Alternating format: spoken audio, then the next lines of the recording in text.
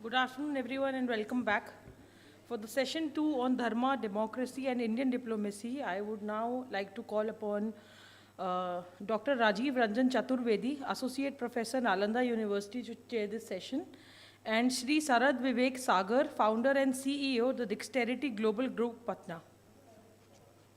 Please come, sir.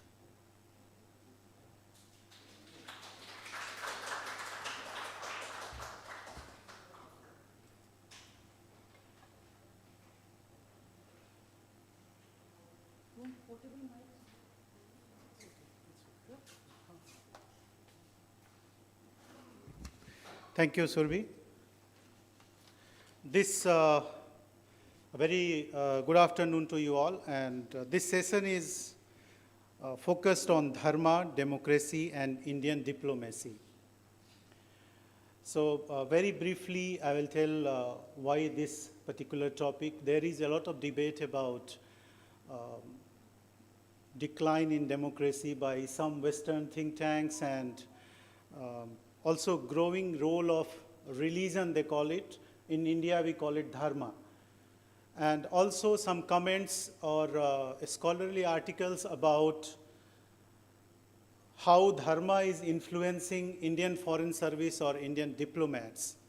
And all these ideas are interlinked, affecting each other.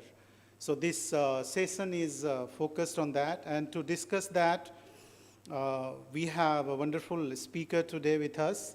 One speaker could not join, Rasmi Samant could not join us due to some technical reason, but Mr. Sharad Vivek Sagar is with us. I will introduce the speaker, but very briefly I'll touch upon the theme. So, in the tapestry of global geopolitics, India is a vibrant mosaic woven with threads of ancient wisdom, democratic values, and diplomatic fineness. Over the past decade, India has undergone a remarkable transformation, not merely in its economic prowess, but also in the reawakening of its cultural and philosophical heritage. This resurgence has fostered a confident nation grounded in its magnificent heritage, which was once deliberately hidden from its people. Through the lens of Dharma, democracy, and diplomacy, let us delve into the subtle yet profound changes that have shaped the contemporary Indian narrative. Dharma, the foundational principle of moral order and righteousness, has been deeply ingrained in the ethos of Indian civilization for millennia. It encompasses not only individual duties, but also the collective responsibility towards society and environment. In the modern context, India's embrace of Dharma has translated into inclusive governance, social welfare programs, and sustainable development initiatives. The shift towards policies focused on poverty alleviation, healthcare accessibility, and environmental conservation reflects a commitment to upholding the principle of Dharma in governance. Religion has continued to shape the identities and practices of people globally, influencing domestic as well as foreign policies. The return of religion has been perceived as a challenge to global security by some Western scholars, including we remember 90s when Clash of Civilization and similar articles appeared. Muslims are coming, or Clash of Civilization. Yet, it is essential to recognize the contributions of various civilizations to the world's ideas and institutions. John M. Hobson argues that the West development owes much to the Eastern contributions, challenging the notion of a singular origin. So democracy, which Western countries claim to be theirs, actually they got a lot from Eastern countries. Furthermore, India's democratic ethos had played a pivotal role in fostering societal cohesion and political stability. With the largest democratic electorate in the world, India's vibrant democracy serves as a beacon of pluralism and tolerance. Over the past 2 decades, successive governments have endeavored to uphold the rule of law, the empowerment of marginalized communities, advancement of gender equity, and protection of civil liberties have been central tenets of India's democratic journey. The concept of Bharat represents resilience, inclusivity, and independence, signifying India's role as a civilizational state with a responsibility for global stability and progress. India's portrayal as a first responder, development partner, and upholder of international norms reaffirm its pivotal role in shaping multipolar world. Moreover, India's diplomacy has evolved to reflect the country's growing stature on the global stage. Leveraging its rich cultural heritage and historical ties, India has embarked on a proactive diplomatic engagement aimed at fostering mutual understanding and cooperation.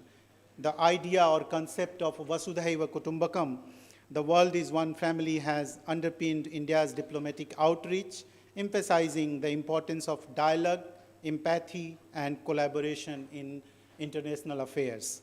India's diplomatic endeavors have been characterized by pragmatism, strategic autonomy, and a commitment to multilateralism, and we had seen a very successful organization of G20 meetings, a good recent example.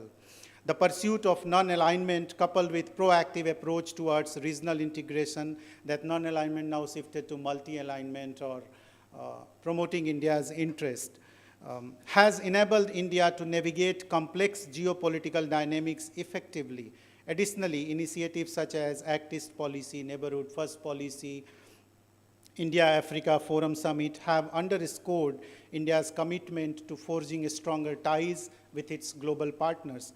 Furthermore, India's emergence as a key player in the digital economy and innovation landscape has bolstered its diplomatic standing.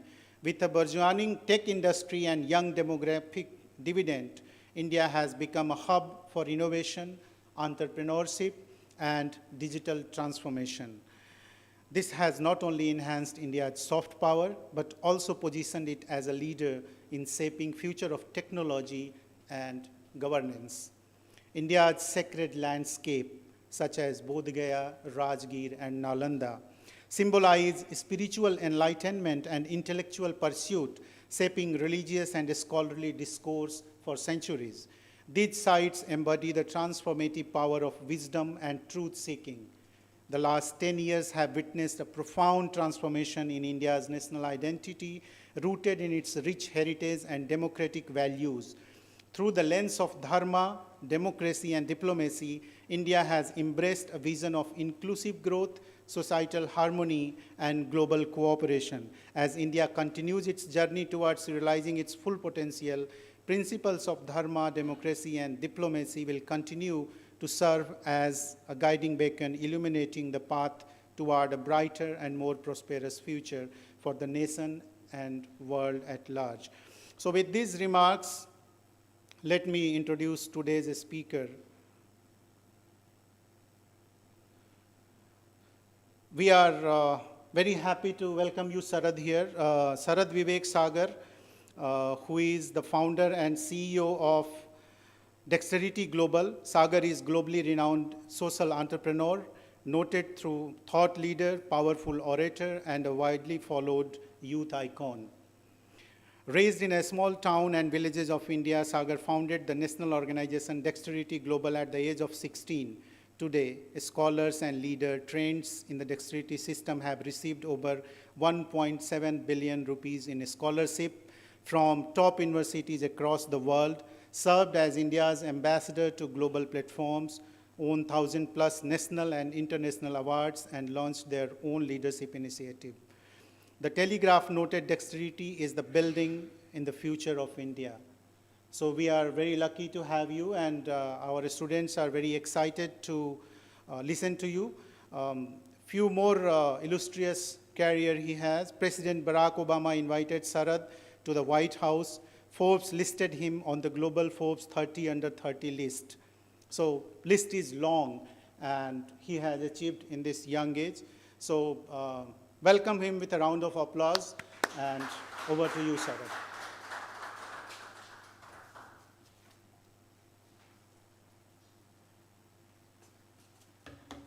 Thank you very much for the opening remarks and the kind introduction.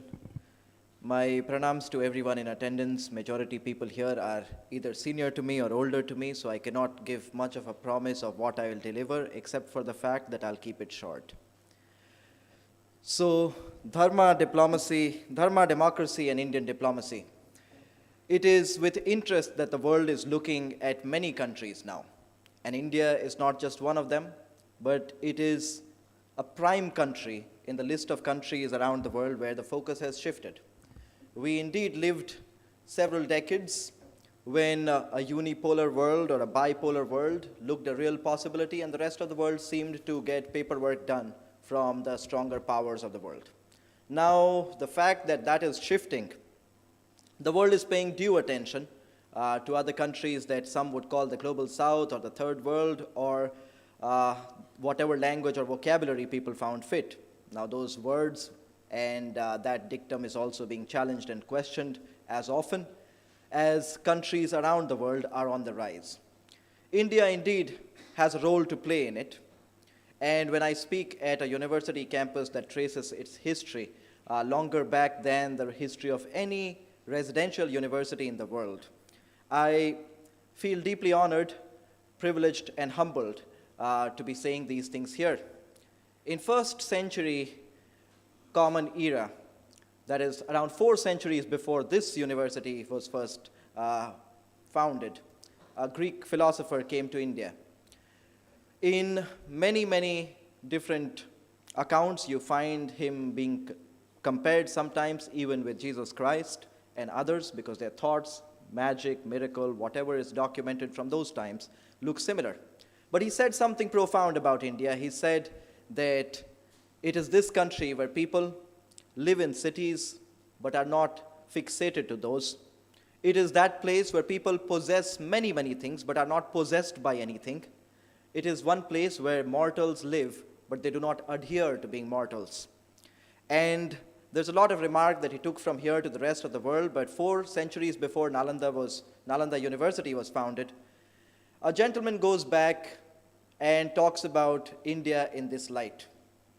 Essentially, when we begin to think about Dharma, I am no scholar of Dharma, or I'm just a blessed citizen that I was born in the largest democracy of the world, and I have something to say about tracing it back. The earliest texts in the country, when we look at it, the Vedas talk about sabhas and samitis, a place where common people and elite people could come together and make decisions on how society could function. When we look at that, we understand that democracy is not so much a term that, in recent times, in times of war and in times of peace, in times of conflict and in times of consensus, people put forward. Democracy is essentially an idea. It is core in our values. If there is one country on the planet that can lay a claim to that, it is, of course, this country. But the moment we talk about democracy, we begin to talk about values, and we begin to talk about democracy being in our blood, in our veins, being core, being central to our ideas, thought, society, people, groups, or however we make decisions or move forward, the collective paths that we take forward. It is essentially in that definition of the very purpose of democracy that I think we begin to inch towards Dharma, the idea of making the righteous decision, the idea of being upright in the path of what we do. The idea of making sure that while we uphold many things, we uphold the very fundamental framework of what makes people humans and what makes human civilization's journey as organic and natural and as free as possible. When we talk about democracy, we of course talk about free society. But many times the freedom within that we continue to cherish and the thought that India has given to the world, and the world is of course grateful for it in many ways, goes unnoticed. But that is the reason why when we talk about democracy, we begin to underline that Dharma.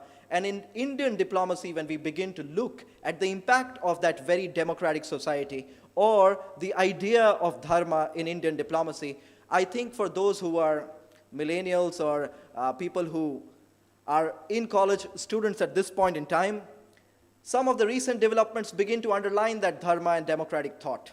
When we look at that dharmic thought in Indian diplomacy, we begin to see that for a long point in time, we were talking about global health, and then a global crisis happened in the field of health. A pandemic seemed to put the entire world onto a lockdown. And of course, we built a global project where we tried to bring vaccines to every part of the world. When you look at vaccine Maitri, Bharat could have easily been vaccine data, but it was not the vaccine data of the world, it was the vaccine mitra of the world, where you are the friend of where you are a friend giving vaccines, not essentially a benefactor giving vaccines.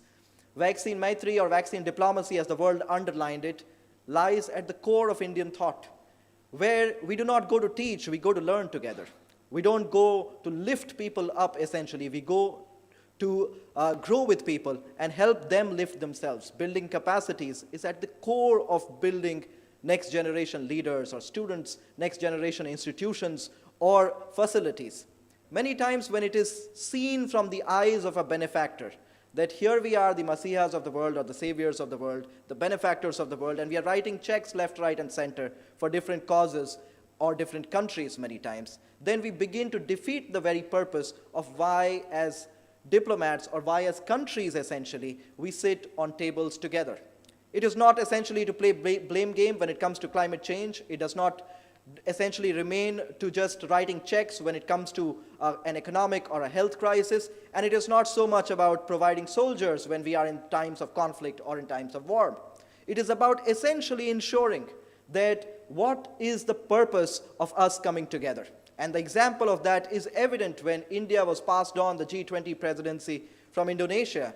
We received G20, and when we passed on the presidency to the next country, we had passed on G21, including the African Union in the process. That is the essential idea of practicing diplomacy as stronger or weaker partners in the world, because when we are partners in world's progress, strong or weak does not need to prefix as adjective. This is essentially what India's message to the world should be and must be at this point in time. A century and a half ago, Swami Vivekananda in this part of the world said, "Every nation has a mission in the world." And he had glorious things to say about the West. He had glorious things to say about all kinds of people and civilizations who have taken humankind forward. But he underlined something beautifully for the people of Bharat, for the people of India. He said, every nation has a mission on the world. India's mission is to guide humanity. Swami Vivekananda could have said many things. If he chose the words to guide humanity, he essentially was outlining what would follow in the next 75 years. He would talk about leadership, and he would underline servant leadership. Professor Robert Greenleaf in business schools across the world began to profess the idea as the leader as the servant of servants. Swami Vivekananda outlines that as dasa se dasa. Essentially what he's pointing to is dharma as a leader.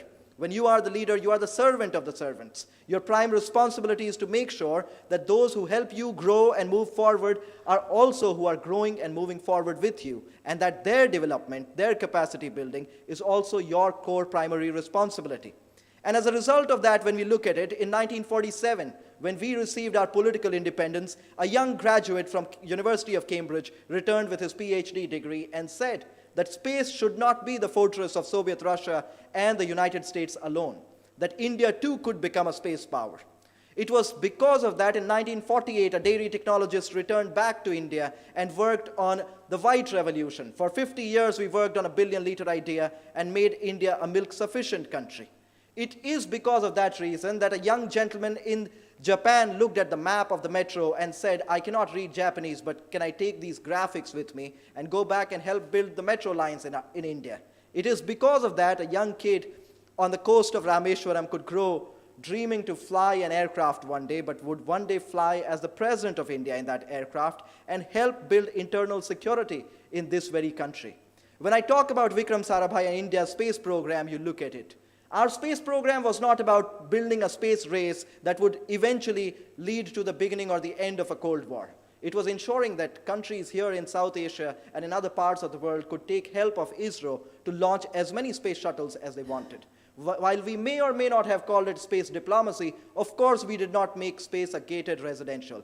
And how did we open that gate for ourselves and the rest of the world? It was through the education that bridged with leadership of a young scientist and many others in our part of the country.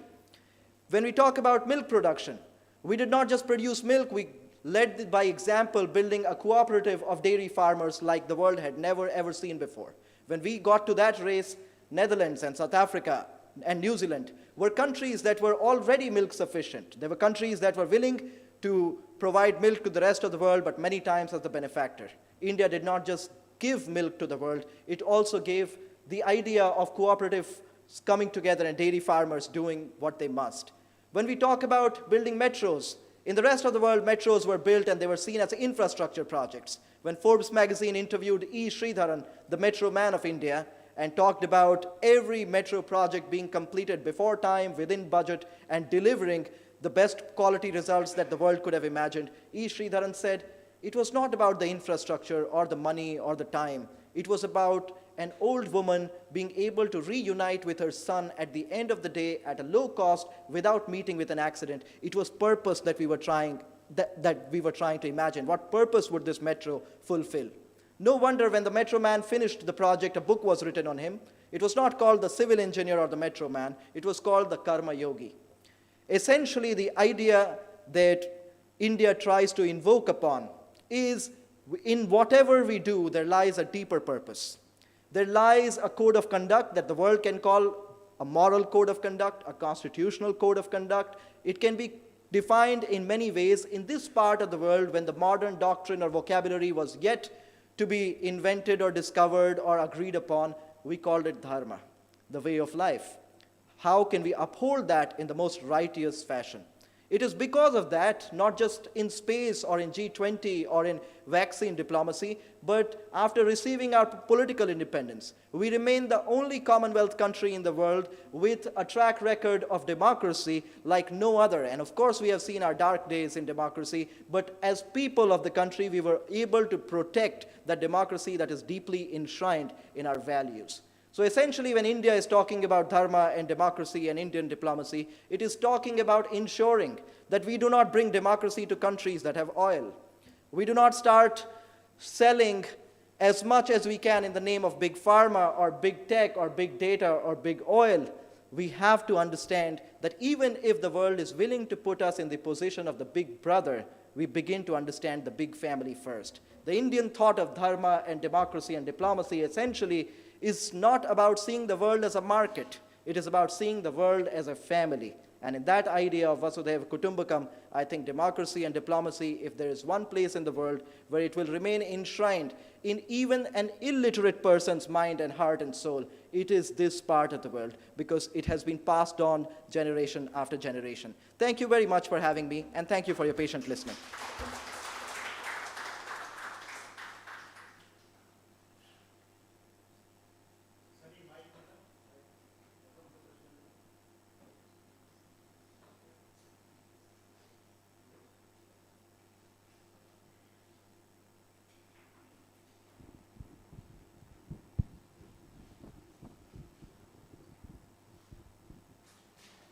Thank you, Sharad, for telling why Bharat matters and how, what is the idea of India's Dharma, democracy, and diplomacy, how these are interconnected. So we have time for questions. So first I'll ask the front row, sir. Would you like to?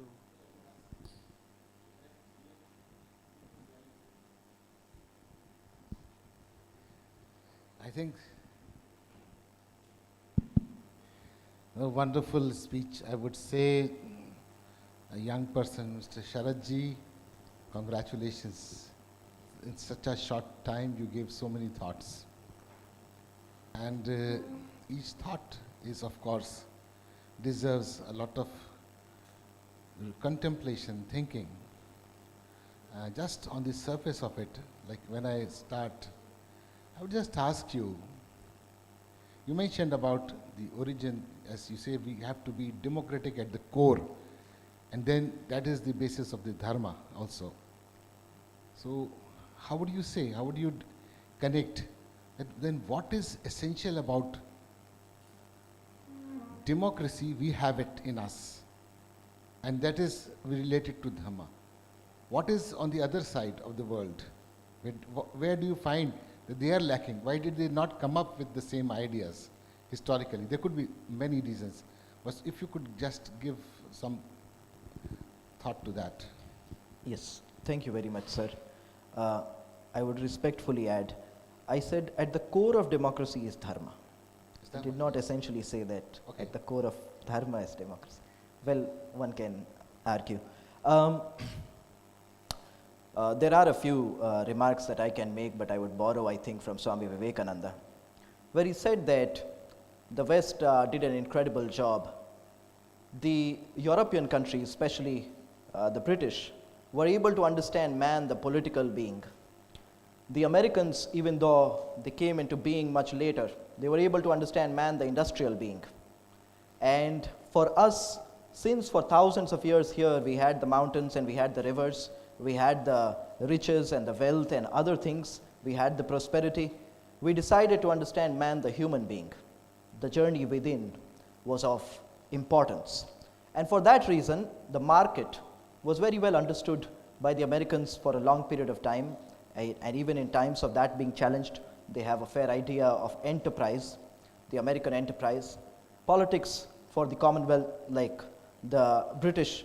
For Indians, it was sense and insight into our own existence and being. For everything that we did, the purpose was at core of it, a purpose that went beyond us.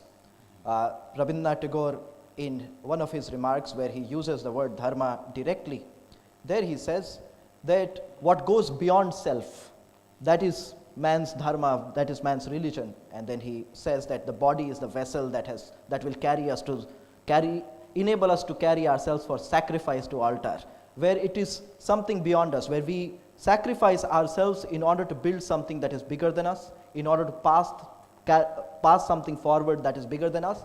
And for that reason, even when it comes to democracy, for us it is not a system of polling.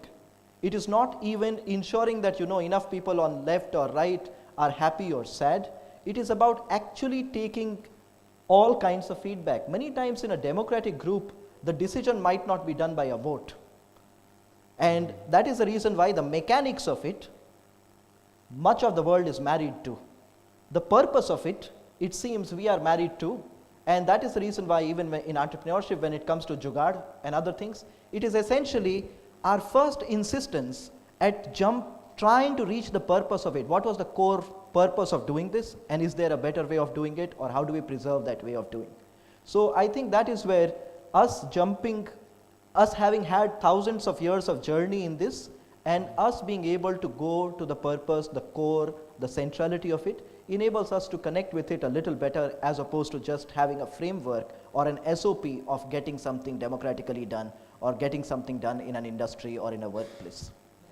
Thank you very much. But if allow me another question to this first. Like, as you said, I stand corrected. You said that at the core of our democracy is dharma. Is it? Is it right? Am I right now? But to me, I think at the core of our dharma is democracy. Then again, this could be argued, as you said, very well. But then what is at the core of dharma? What is the core of dharma? In this part of the world, every human finds on their own. Okay. So have you found it? Are you going to find it? The ultimate goal of life is realizing that dharma. I think at the core of the dharma is self-discipline. It's the self-discipline through which, because this same idea of like guiding humanity can also end up in a white man's burden. It is just the arrogance and the ego that stops us on the way. And that is the discipline, that is the self-discipline. So wonderfully, you have expressed your views wonderfully.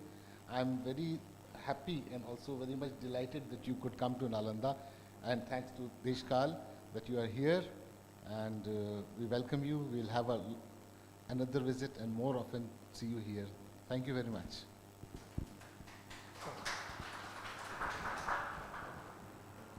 Well, I take the clue from whatever Professor Singh has said.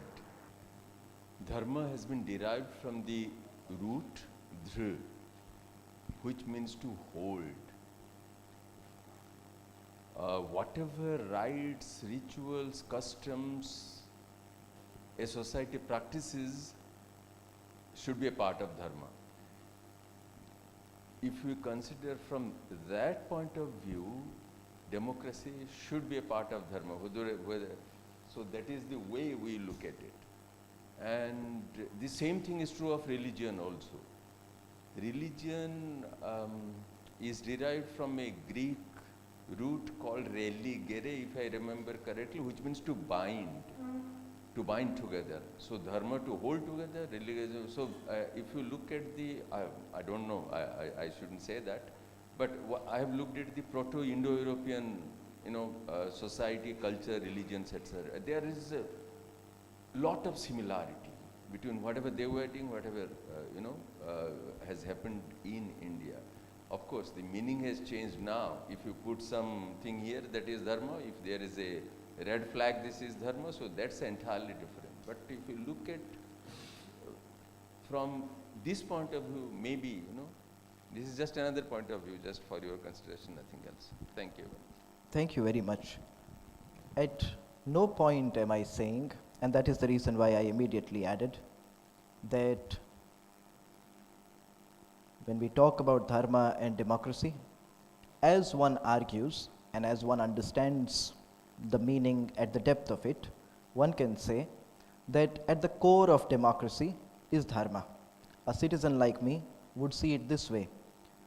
A religious scholar or practitioner or somebody who's spiritually looking at it can say, oh yes, in my understanding of dharma, at the core of dharma is democracy. Now, the reason why I abstained from saying that is many people, as vivid is their idea or description, or as deep as it is of dharma or democracy, it differs. The reason, so the moment I say, okay, at the core of my dharma is democracy, two words both undergo a new round of dispute, each in an individual mind. So that is the reason why I avoided saying the second one. I said the first one. And just to add to it, and that is why I said the only claim I can make is I'll end it as quick as possible, because the funds of wisdom that exist in the room go well beyond my cognitive capacities. But here is what I'll try and add. That as beautifully defined is the idea, concept of dharma, and as small a part of it or important a part of it, swadharma would be, that somebody's own dharma, the dharma of a teacher, the dharma of a student, the realization of it too. Swami Adbhutanandji Maharaj at one point in time, the only non-Bengali speaking disciple of Sri Ramakrishna, who actually came from Bihar, very beautifully said, when you enter a room, just like the elephant in the room, somebody looks at the tail and says, oh, it's a rope. Somebody touches the foot and says, oh, it is a pillar. Somebody touches the tummy and says, oh, it's a trunk. And yet, we all continue to enter from different rooms, like different doors, and experience the same in our own language, visuals, understanding, and experiences. So that, of course, when we try and define it at a level, and all are entitled to their own, the way people reach, they say, so Swami Vivekananda says about education, education is the manifestation of perfection already within. But when he talks about religion, he says, it is the manifestation of divinity already within. And the ultimate goal of life being that self-realization, that realization of the Supreme, or that one truth, whatever it is.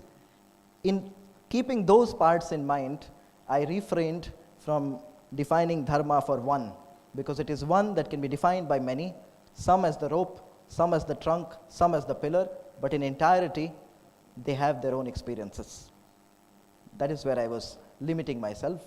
And about the American and the European side, the mystics, the greats, and I add the greats, they can be corporate CEOs, they can be people at the highest positions. If we look at all the expressions that they have, everything that they express, there is absolute unity in it.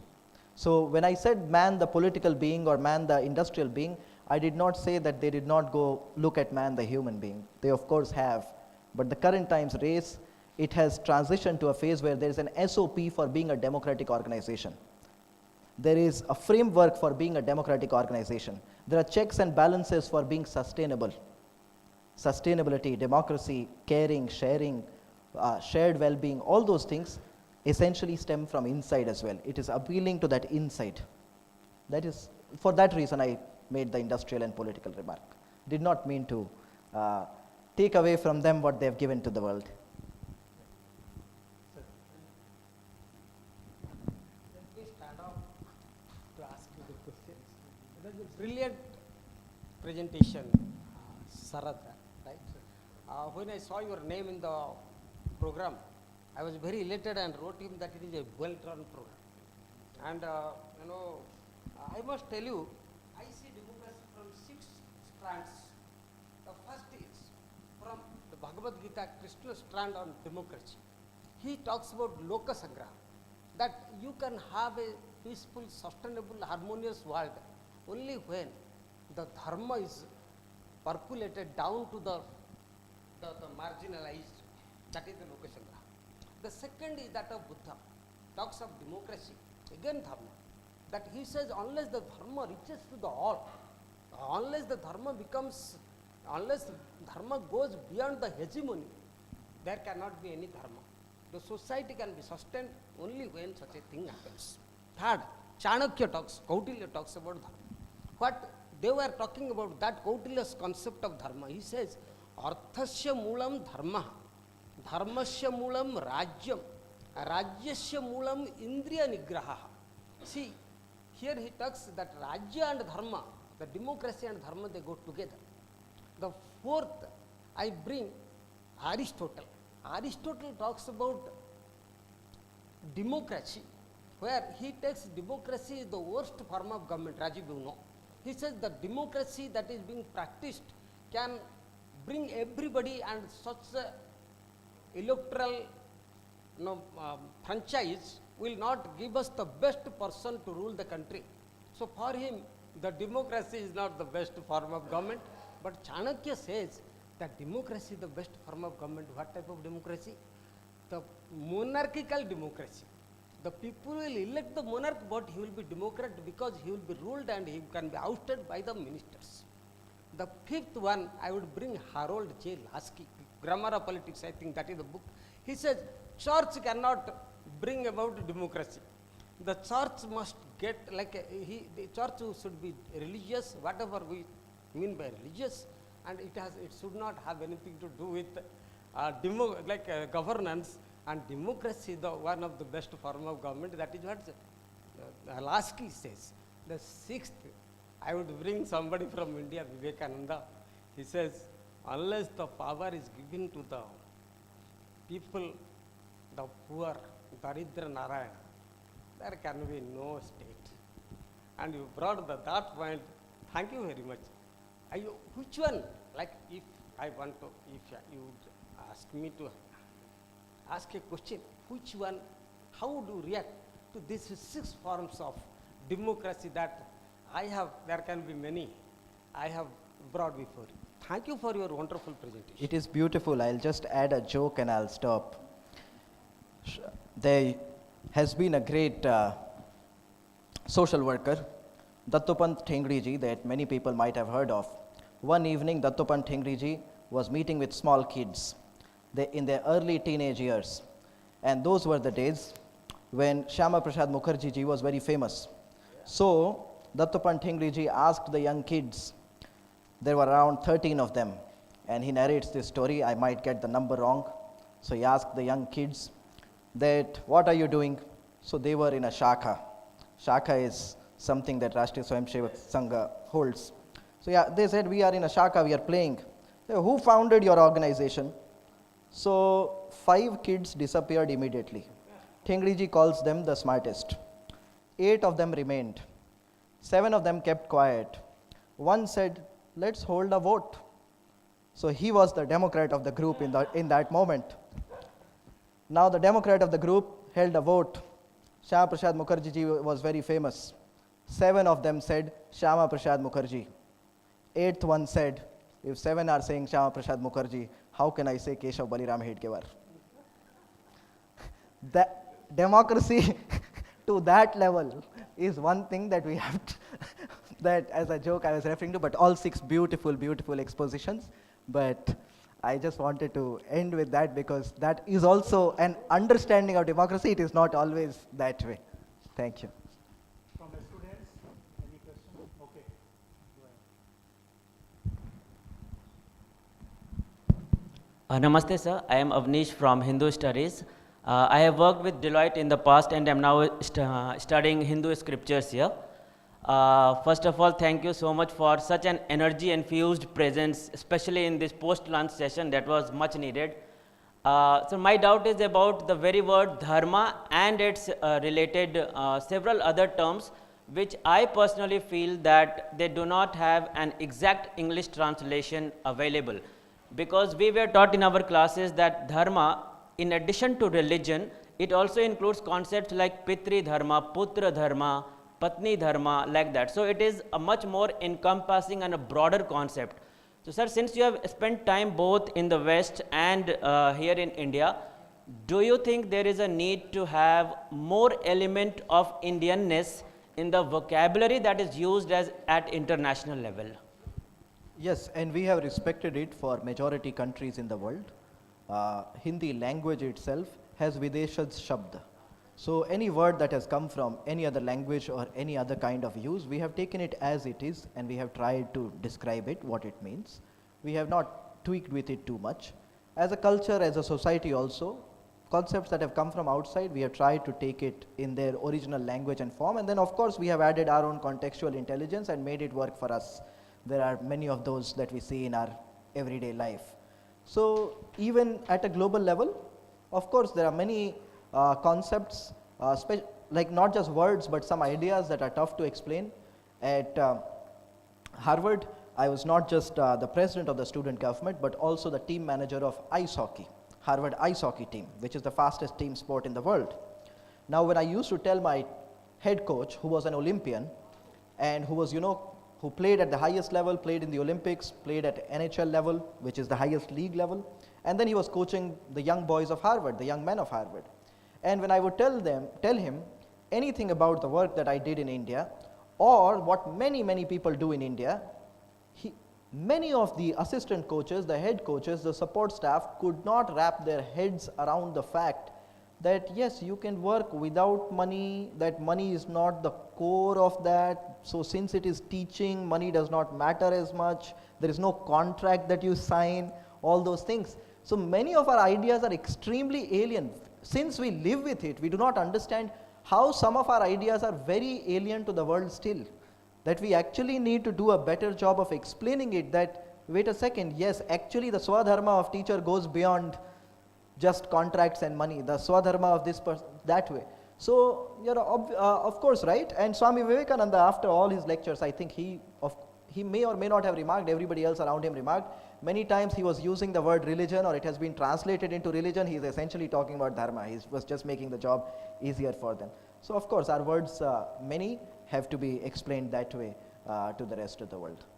Thank you so much. Any other question from the student side?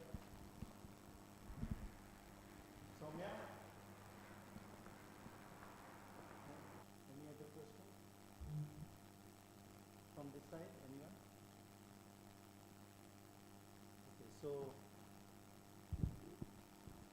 any other concluding remarks, sir? So we have a wonderful session, and I think our session for next session time is also coming up. So I request join me with a big round of applause to thank the speaker.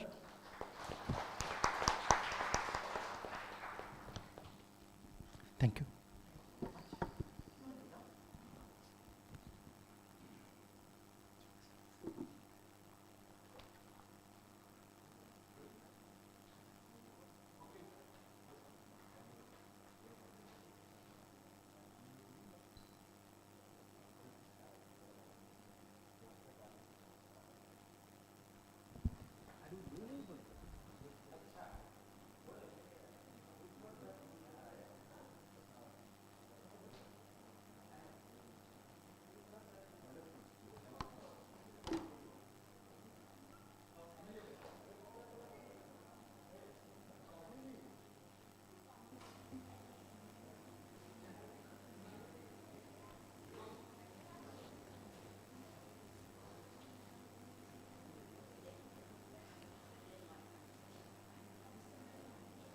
You can. Please.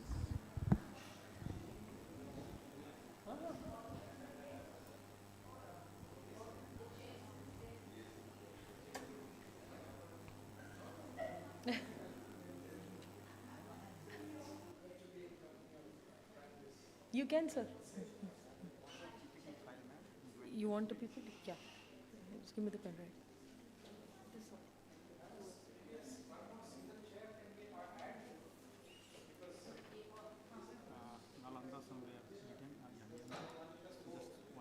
This.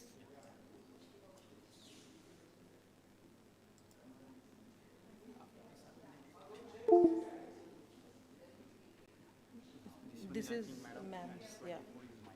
You are after madam. Yeah, I'm the third one. Third one. And fourth one is also Province or somewhere. Yeah, sir. We are Yeah, he's there. Sir, he's got a PPT. He's got a PPT too. Praveen sir ka bhi PPT hai. let me ask.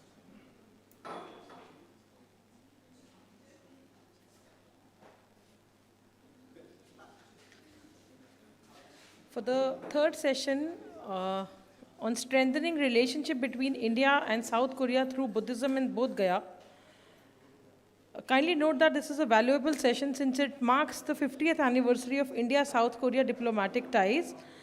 And also we are thankful to Indian Council of World Affairs to be there with, in partnership for this session.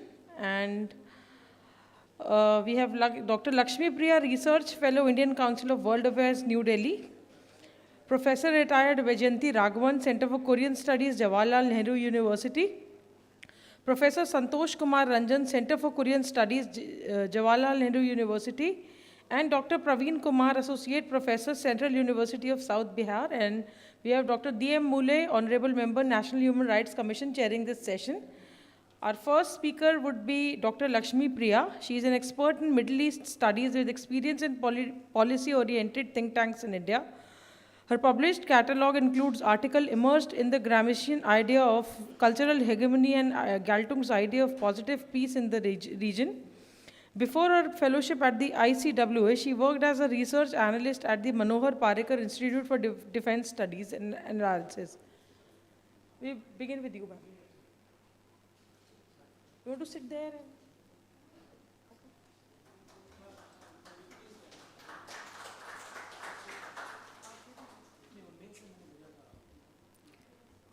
Thank you. It gives me immense pleasure to represent the Indian Council of World Affairs at the International Conference on India-South Korea Relations, exploring and building on the Buddhism Connect, commemorating 50 years of their diplomatic relationship. It is also an honor to be present at Nalanda University with a rich and glorious history of being established by Emperor Kumaragupta and being host to scholars from places as distant as China, Korea, Japan, Tibet, Mongolia, Sri Lanka, Southeast Asia in the ancient times.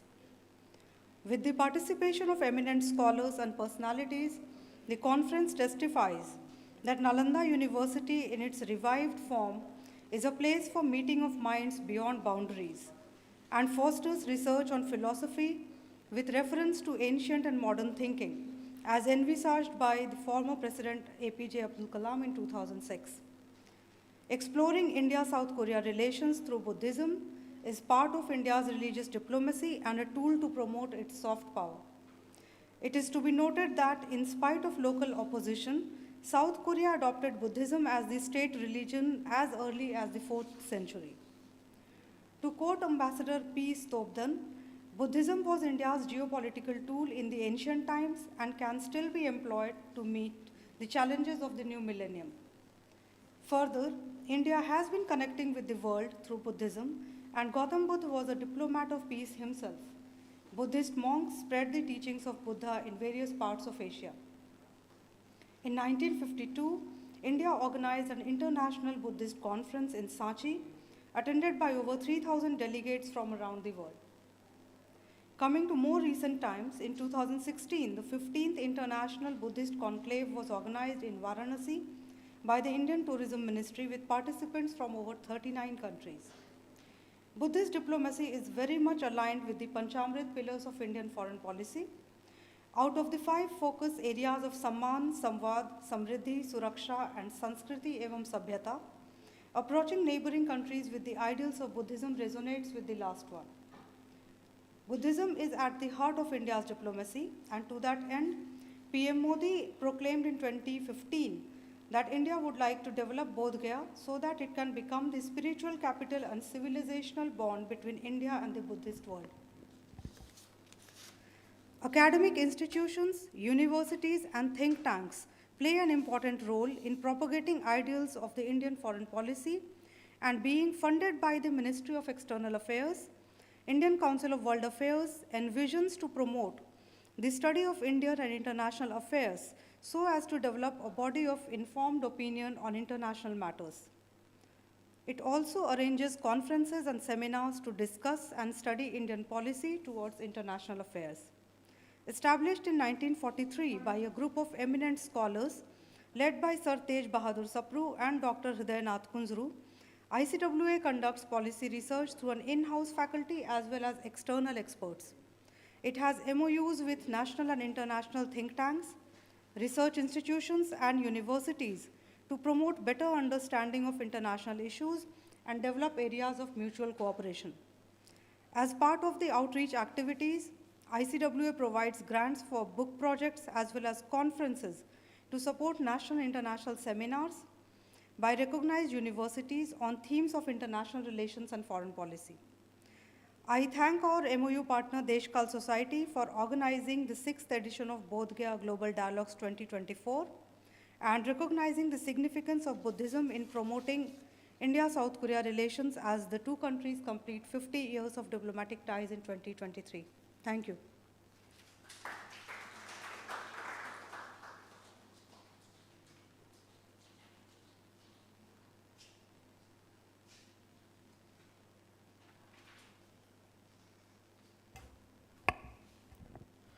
Thank you very much for providing valuable insights into the role and objectives and the potential impact on the world affairs. I now call upon Professor Vaijayanti Raghavan.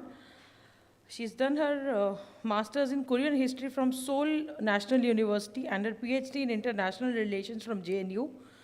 And her association with Korea is since 1976. She has been teaching at JNU from 1981 and has played a major role in setting up the Center for Korean Studies in JNU. And in recognition of her efforts in promoting Korean in India, she was awarded by the Prime Minister of the Republic of Korea in 2015. I welcome you, ma'am.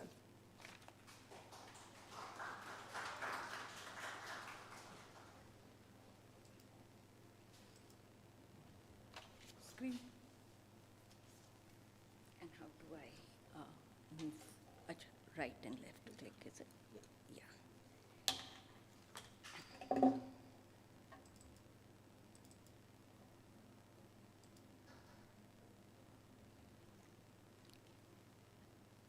Good afternoon, everyone.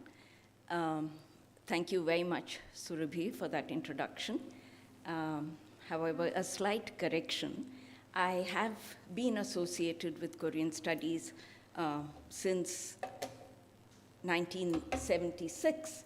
And yes, I did join the faculty as a part-time teacher at JNU in 81 after my return from Korea. But I was a part-time lecturer only for a short while. The post was scrapped because of not sufficient demand for the subject. I came back to JNU much later in 2000, and I've been there since 2000. And yes, enjoyed my stint in developing the course, and we have a separate Center for Korean Studies there in JNU, and that's the only place which has a separate Center for Korean Studies in India. Having said that, let me, before I start my talk, thank Deshkal Society and Nalanda University for giving me this opportunity to come and share my thoughts on this Golden Jubilee year of celebration of diplomatic relations between India and Korea. This is a little incongruous, this session, I feel, because we are, but nevertheless, there are points of convergence, there are points of interest which could be useful for the students of Nalanda. In fact, since the theme was enlightenment, I thought I could enlighten them about the relationship between India and Korea, which has various facets. Unfortunately, Korea being a small country, there is very little that we as Indians know about the place. It has got neglected in all of East Asia. The focus has largely been on China and has been on Japan. But Korea has got subsumed by these two big entities and never got a recognition or an identity until recently. Until a decade and a half ago, we ourselves would mistake Korea to be part of Japan. We would see Samsung or LG and thought it was part of Japanese products. Till much later that we came to know these were Korean products. And Korea has now made a name for itself in the world, globally recognized as a small nation of total North Korea and South Korea together comprise only about 75 million people. But South Korea, which North Korea, of course, is nowhere on the global map except for its nuclear adventurism and missile adventurism. But South Korea, with its development of just 50 million people, has become the 10th largest economy in the world. We are the 5th largest economy, and they are the 10th. There is immense scope for collaboration and cooperation between the two countries. There are a lot of similarities in culture between the two countries. They belong to the Orient. Our philosophy, our values, they are reflected in their values and their culture as well. As a student, when I went there in the 70s to do my master's, I was amazed at how much of similarity, the kind of respect given to the older generation, to their parents, similarity of words. I come from south of India. I called my father Appa and my mother Amma. And they called their mothers Omma, not Amma, but Omma and Appa. They still do that. And I couldn't believe, I never felt that I had left India. There are many similarities. The culture of having your Sharad, Chesa as they call, worshipping your ancestors, the kind of dishes that are made during that ceremony, a lot of similarities. Now historians are looking at to see what is it, are there any linkages? And that is how of course, historians have been studying about Buddhist linkages, which have been there long, not directly into Korea from India, but via China. And that too, it was China itself got its, the philosophy, Buddhist doctrines through Central Asia, which is where Ashoka had sent to Pakistan, Afghanistan, and all these places. And through the Silk Route, the Central Asians, when they were trading, and those philosophies, they reached China. So from an already converted Central Asian Buddhist, China got indoctrinated into Buddhism and Buddhist philosophy. And through China, those who had studied in China, both Indian monks who had spent some time there and Chinese monks who had learned from Indians, they moved to Korea and they taught them the Buddhist philosophy, or preached, so to say. Okay, I seem to have, how do I, to the next one, how do I do it? Okay, here. Yeah. So this is how it was. I won't take too long because I'll just quickly go through it. And very few over here, very few of you students would also know that there is a legend in Korea that a princess from Ayodhya went to Korea and married Korean king there in 1st century, 48 Christian era or AD, and set up an Indian bloodline. So if you can say it was the first international marriage that happened as early as the 1st century AD. And they have Indian bloodline in them, and this is being, what should I say, propagated, so to say, more by the Koreans. Indians are not taking it up as yet. Why? Because we have not yet found historical evidence to prove that this really did happen. But there are a lot of studies happening in India too, where they feel that her name in Korea was Her Hwang-ok. Hwang-ok being the yellow jade. Meaning, Hwang-ok, she got the Chinese name. The Koreans have their name and Chinese pictographic way of meaning they have. So they transliterated it or translated it from Chinese into Korean. So the word, so they feel that Hwang-ok probably was Suri Ratna, meaning, the gem. And maybe there was a Princess Sri Ratna at that time, and so maybe it is she who went there. Whereas in south of India, you have Professor Kannan Narayanan, a big scholar of Korean studies now, who says that no, it was from south of India, and she was, what does he call her? He calls her, he gave her a different name. Well, I don't know, what was it? That also had some Ratna, Champa, Shamba, I think, Shamba, which again in Tamil, in the Tamil of that period meant a jewel. So he says it is related to her traveling from south of India, Tamil Nadu, and not from the UP, Ayodhya.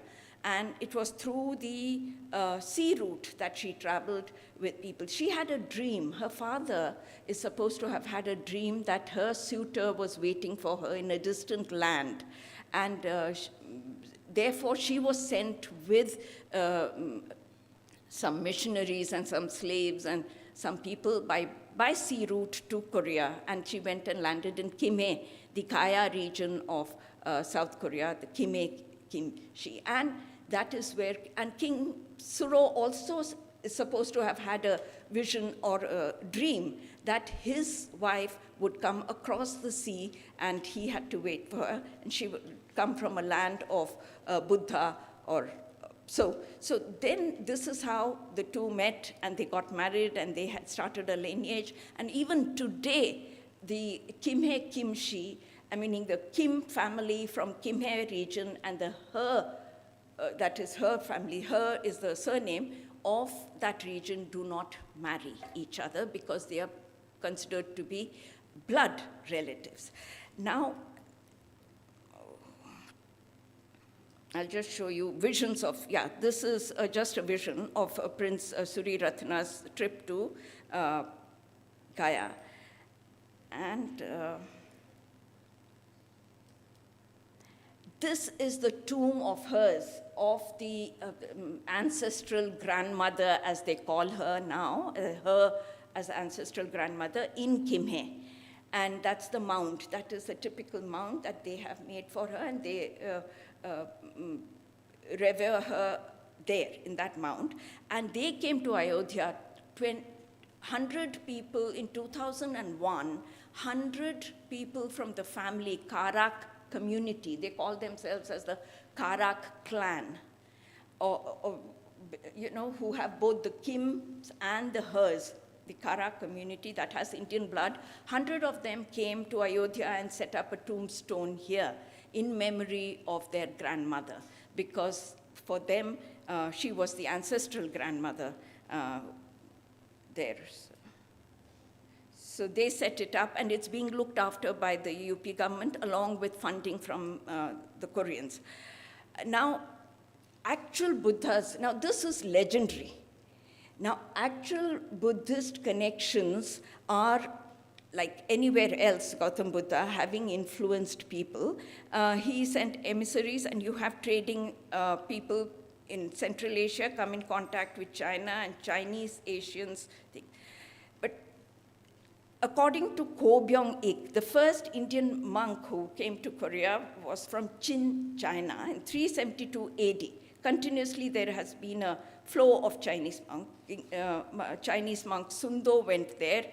Unfortunately, through transliteration, the names have all got corrupted. They are only now being researched. And Miranda or Maranta, Malanda. Now, I don't know what because I have not specialized in Buddhist history, I wouldn't know what the actual pronunciation is, but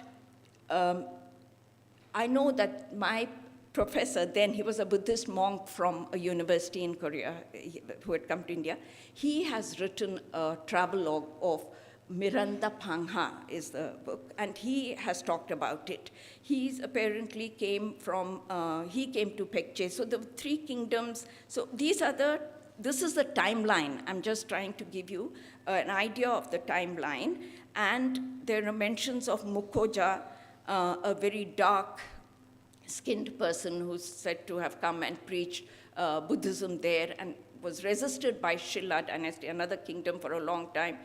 So there are all these exchanges, Buddhist exchanges that happened, and they are preserved in temples in Korea. All the scriptures as Tripitaka, the scriptures, the canons of Buddhism are preserved much better in Korea. They were written on wooden blocks and very scientifically preserved in Korea in their temples than anywhere that I have seen. And weatherproofed against wind, against rain, against this, and those were invoked, so to say, or rather those were written in times of calamity. So Buddhist philosophy is entrenched in them, and Confucianism, of course, took over at some point, but it was more as a social conduct, how to conduct yourself in society, how to have your social relationship, hierarchical relationship, how to take care of your aged parents, what is filial piety, what is the relationship between friends, what it should be between a husband and wife, between seniors and juniors. So that was Confucianism. So somewhere they tended to forget this philosophy of spiritualism to one of conducting yourself in society. And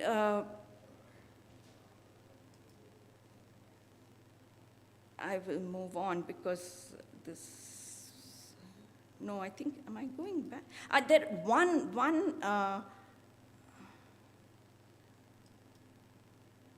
No. How do I need your help, Surabhi. I need to just go back to one particular traveler, Hecho, in the 8th century AD.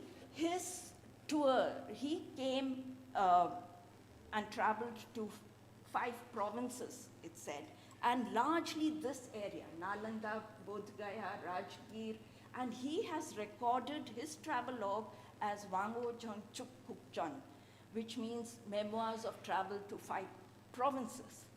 And those are primary sources even for us, for Indians, to study society of the 8th century AD.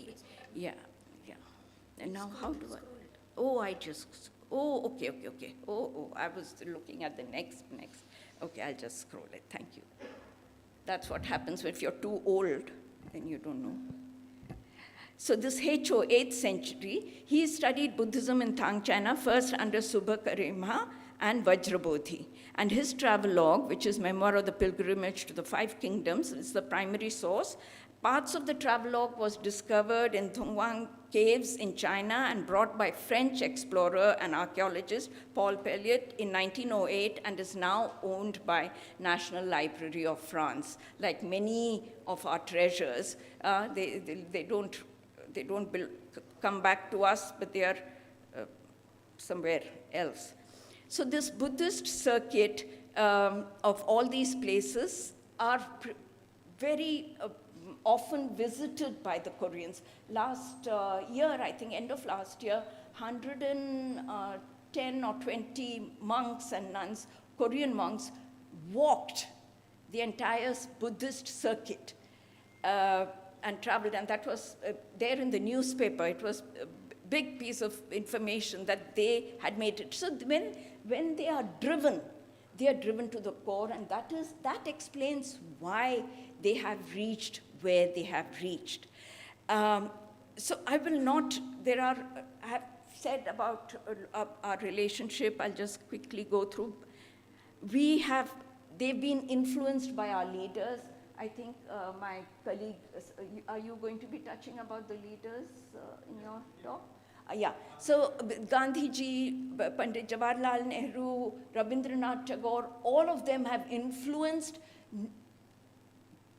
them because they were sympathetic or empathetic to the harsh colonial rule that Korea went through. So their writings reflected that. But Gandhiji, having written about them,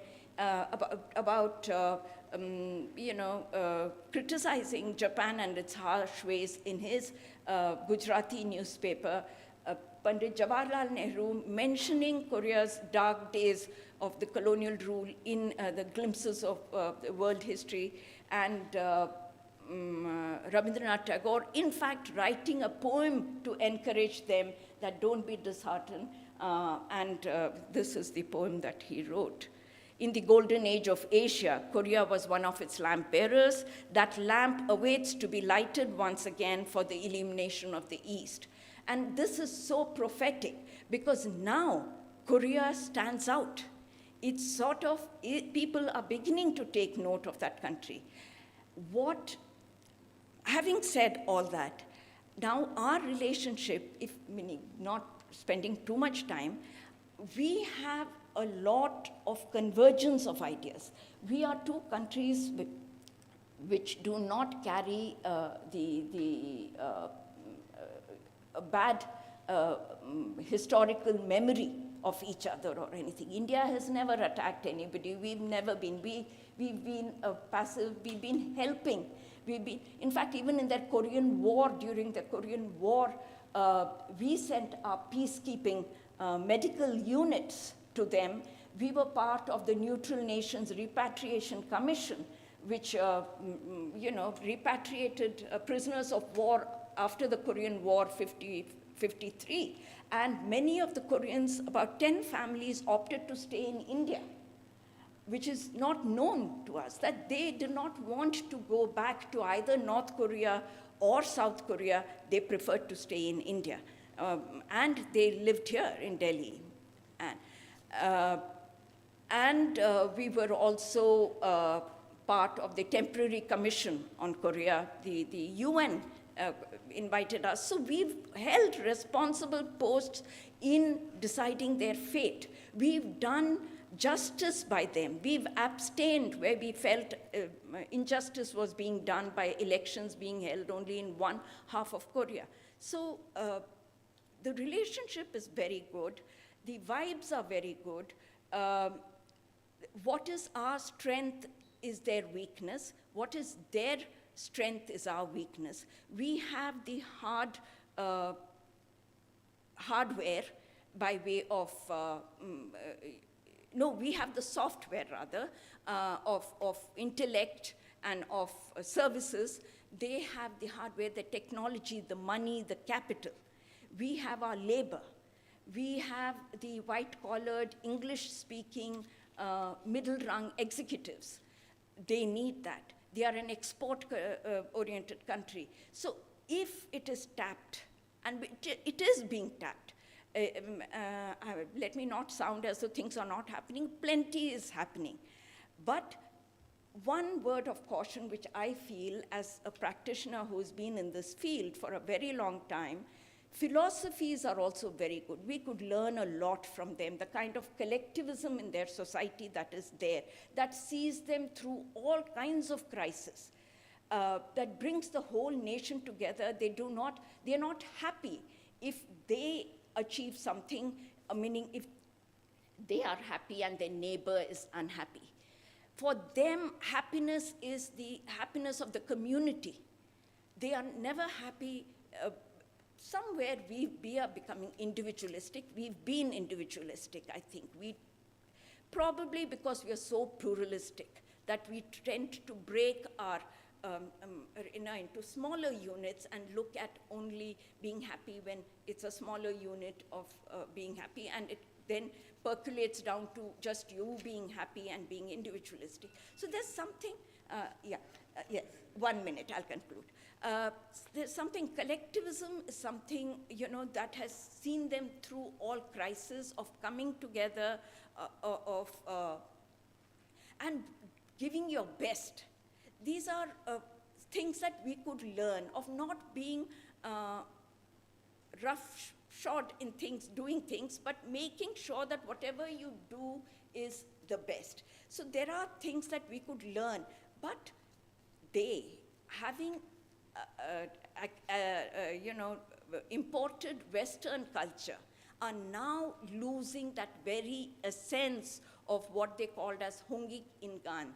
Hongik Ingan was something like Vasudeva Kutumbakam, meaning welfare of the humanity.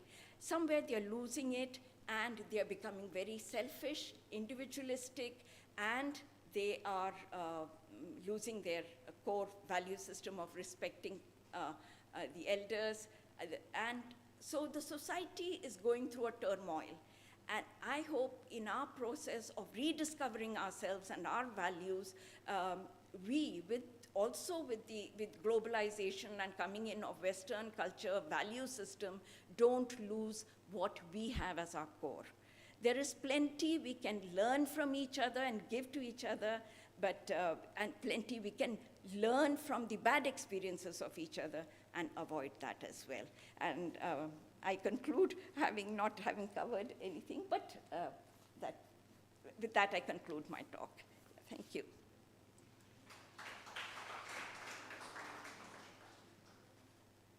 How do you?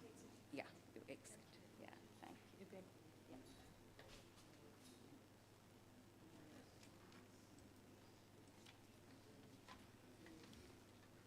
Thank you for providing a comprehensive overview of the historical, political, and economic ties between India and South Korea. Next, we have Professor Santosh Kumar Ranjan, Center for Korean Studies, Jawaharlal Nehru University, speaking on unveiling interwoven histories and cross-cultural exchange of unsung cerebral, exploring the resilient bond between British Indian colonial Joseon. Just a brief about Professor Ranjan. With a deep passion for research and commitment to excellence in teaching, he has made a significant contributions to the academic community. He holds a PhD from the Yonsei University, Republic of Korea. His research interest focuses on the colonial history and culture, as well as Korean culture, Korean language and literature. He has presented his work at various international conferences in the US, Russia, South Korea, Turkey, Japan, Nepal, to name a few. I welcome you, sir.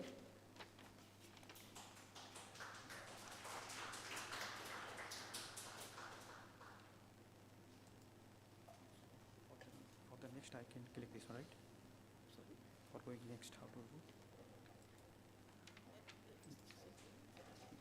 We don't have keyboard here, I think. It will work. Okay, I will handle it.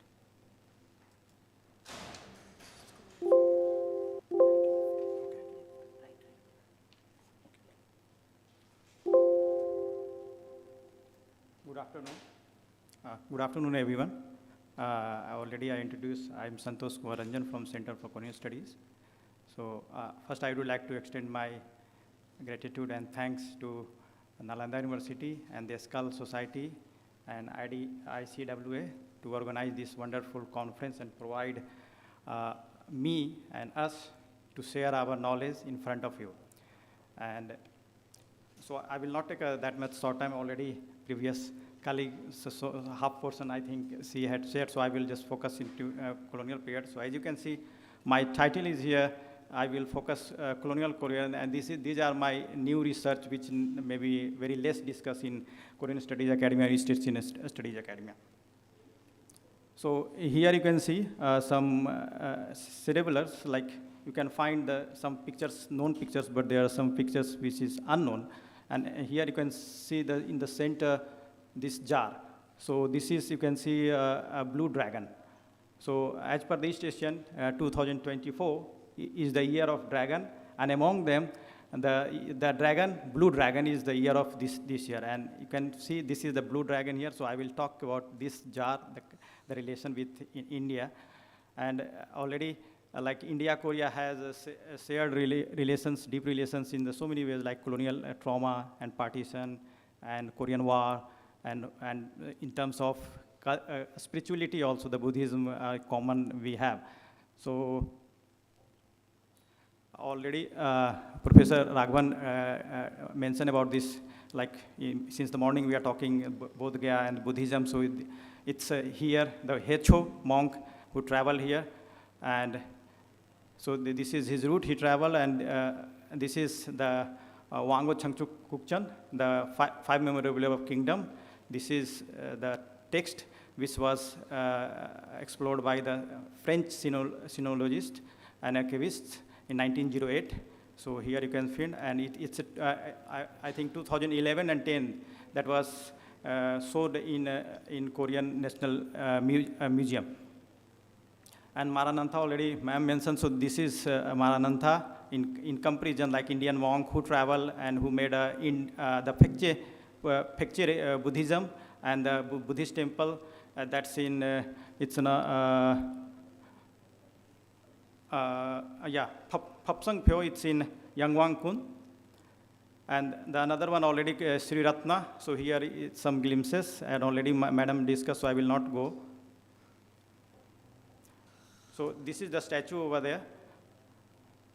And so Kim Suro, that's the king of Kharak kingdom, that known as the Gaya also, we have the Gaya, and their kingdom is also known as the Gaya, and additional name is Kharak. And the Tagore, so Tagore already worldwide known, so in the Korea connection, very deep-rooted connection, so he wrote a poem, that's The Lamp of the East, that's in 1929.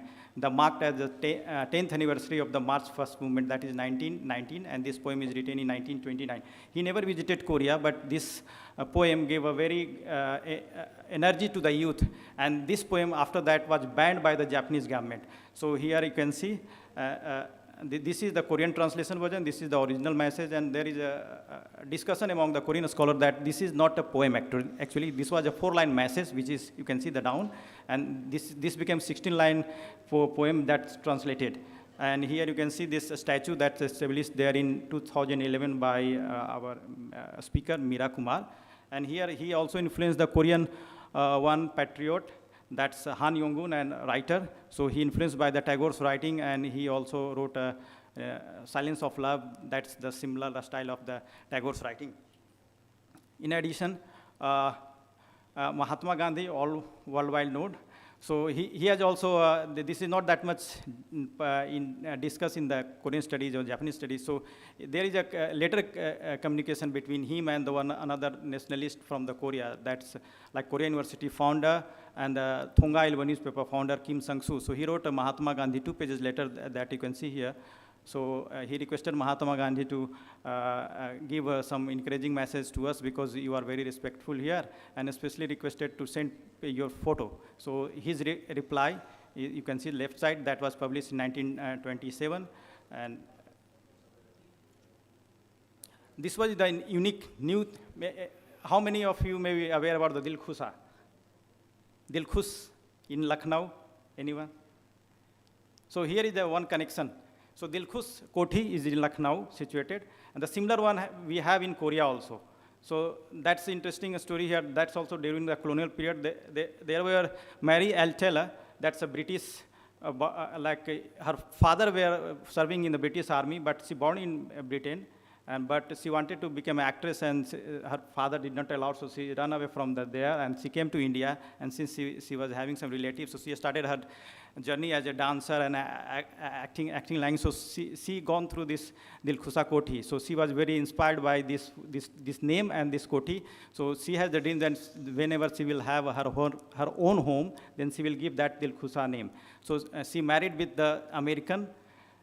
She met an American guy who was working in Korea, and they met in Japan. And that American guy came to India and married, I will show here. So married in Mumbai, 1917. And the last show she done, and that was seen by that Rabindranath Tagore. And after marriage, she returned to Korea. So these are their marriage document, and this is her route. So her connection is that she became a wife of that American, and that American involved as a Korea's March 1st movement, 1919. He was known as the first person who informed about the Korea's March 1st movement to the world. So in that way, this house became very popular, and this house made 1923. So 2019 was the 100 years of the March 1st movement. So that's this. Dilkhusa in Korea became more important for the Koreans, and as an architect, this was one of the modern style, because the Korea have their own architectural style, but this is one of the example of the Western and modern architect. So these are the historical elements in India, Lucknow, how they have developed here. So these are some there. So another very interesting fact here, information is that Guru Charan Singh, very few are aware, some are talking about the art, so this is connected with the art, but it's also connection with the colonial period. So you can see this is, he is like a Sikh, so he went to Japan for learning a commercial pottery with the support of some king. So he went to Japan, and but he met there Yanagi. He was studying under the Yanagi, one of the famous potter there, and also the Minjong movement. That's the national movement something. That's inspiration from him. He visited Korea also, and in Korea he was very fond in love with the Korean art, Korean ceramic. So here you can see this the lotus style of the jar, and it's a Japanese. Yanagi's cousin who was living in Korea at that time, Seoul. So he met, and this is a picture. And so this jar, this blue dragon, so he brought by him when he returned India in 1922. So he brought so many things from there, and he found love with the Korean art. And this now is kept in the Punjab Art Museum. So that is why I was mentioning about this blue dragon, since this is a blue dragon, and I have recently explored about this one. In addition, in counter, he has left his imprint in terms of, this is the calligraphy written in Punjabi, and this is the one of like very royal collection, because you can see here Sanchung Changjang, it's published in 1927. Pak Chubin was the royal collector. So he collected this one. He has collected a worldwide different kind of calligraphy. Among them, this is collected, and this is preserved in the Korea's National Archive. So just last year, I was able to find this document. This is the new one. So here you can see that how much he found with the Chosun. Chosun is like Korea in Korean way. So Yanagi, he wrote that yesterday evening I followed your recommendation and went to see the amazing Chosun jar. It's truly Savisi said, only and manifestly beautiful. I see it has a representative of Korean aesthetics. Further, Singh found love in Chosun nature and expressed spirituality in the surroundings and the walls and the special roof, the food, and in all things. I feel love and I feel respect. I find myself almost unable to leave this place. I suspect that when the time for me to die arrive, I would like to come here and die among these people, and then we buried in one of these peaceful hills. So this is a time when the March First movement, 1919 started. After that, repulsions were coming out. So how he found love with the Korean and the Korean movement. This is another, as India is known as a spirituality and spread of the religions. So this is the very different case that the one Indian who spreaded the Christianity. And that Indian is not from the Christianity, not from the Hindus, from the Sikh. So this is known as a Sadhu Sundar Singh. This is also new findings by me. So Sadhu Sundar Singh from the Punjabi, and he changes to the Christianity, and he toured all over the world to spread the gospel. So he was never being in Korea, but he traveled until the Japan, and he died in 1929. But his writing were found. And I have found it, this one is Yonsei University where I was doing research. So you can see here the vision of the spiritual world. It's written in 1927, and here is the library, the Chosun Christian College, that's here in 1929. This book is kept there. And so he was popularly known for his appearance actually. So having a long beard like a Christ, and having a turban, so giving the Indian resemblance. So in that way, he was like whenever he going through around, so the people are thinking, the local people are thinking that the Christ is coming himself. So that kind of aura he spread. So about him, I was able to find the Ramnath Biswas. He traveled to Korea in 1932 by bicycle. So he has written a travelogue in Bengali that was also explored by him. So in that travelogue, I was able to find about the Sadhu Sundar Singh, and that is talking about that how, because under the Japanese colonization, so Japanese policeman is arguing that how these people are making India, like India produced the Tagore, Buddha and all these things, but they are not able to convince the people. So now they are utilizing another Indian name, that the Sadhu Sundar Singh, to convince related to the Christianity to attract them. So thank you for the listening. So I will wind up here, and I will be happy to answer your any comments or questions. Thank you.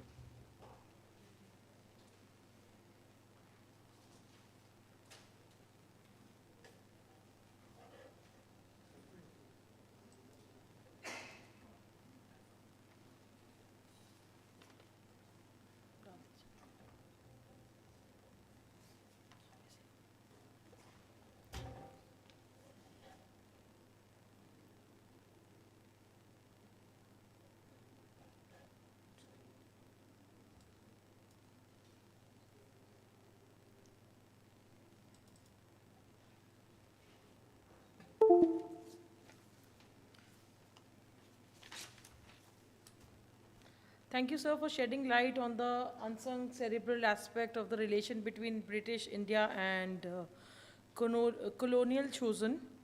Next, we have Dr. Praveen Kumar, Associate Professor, Central University of South Bihar, speaking on the spiritual tourism and the changing economic landscape of Bodh Gaya. Dr. Praveen Kumar, before joining the department, he worked as an associate professor at the Department of Geopolitics and International Relations at Manipal University in Karnataka. His specialization includes Indian and Western political philosophy, public policy, and national security. He has a PhD in political science from JNU, New Delhi, and he has to his credit publications in internationally reputed journals, a published book, and articles published in books from national and international publishers. I welcome you, sir.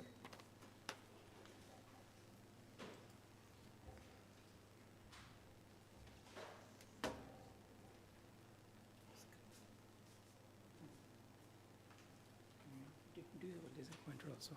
Sorry? Laser pointer also? No. Okay, okay.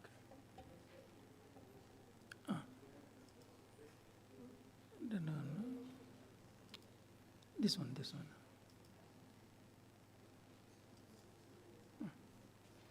Okay, thank you, ma'am. Right. Thank you, ma'am. Let me first of all extend my heartiest thanks to Deshkal Society and Nalanda University for giving this opportunity. Respected chair, my co-panelists and dignitaries in front of me. let me at the outset make a kind of, statement with regard to the presentation that I'm certainly, this is not focused in any direct way to how, India-South Korea relationship could be a strength. But what I'm going to present is an insider's view with regard to the changes that have happened in Bodh Gaya. And especially I have tried to map those changes along with the influx of tourists that have happened in Bodh Gaya. Now, some of the things I can share in a very pointed manner, that how my findings would be related to. So this is more based upon the kind of empirical observation that I have made while being in Bodh Gaya. And of course, these are very preliminary in nature, meaning that there are a lot which is required to be added in terms of concrete data and other empirical evidences. But the few things that can be stated at the outset, that the infrastructure development in Bodh Gaya and the way you can see economic landscape that has changed in Bodh Gaya, that is directly related to the way you have number of tourists increasing, and most importantly, from the Southeast Asian countries. Now, that is where possibly this topic would find its relevance in this panel.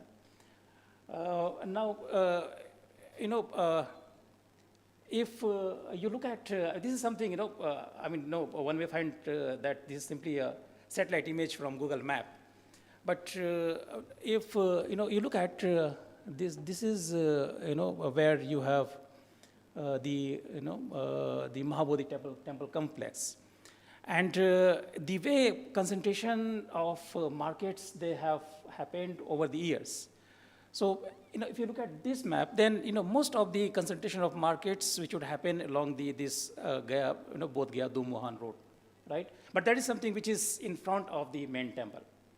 And behind the main temple, you will find that the kind of markets that exist, they are still organized in a traditional way. Meaning that the point I'm trying to highlight is that if you look at the development of economic landscape in Bodh Gaya, there are two diverse ways in which one can very clearly identify the development of organization of commercial activities. So one would be along the traditional patterns, which would cater for the needs of the rural population in the adjoining villages. But at the same time, you have the development of commercial activities happening in such a manner which would try to give themselves a kind of professional and a modern look. Right, so that is something which we can certainly say with respect to the way economic landscape has changed since 1980s in Bodh Gaya. Now, if you look at 1980s, for instance, there were a very few tourists who would come to Bodh Gaya primarily from Japan and Sri Lanka, right? And there were only a very few monasteries also, just close to 5 in number.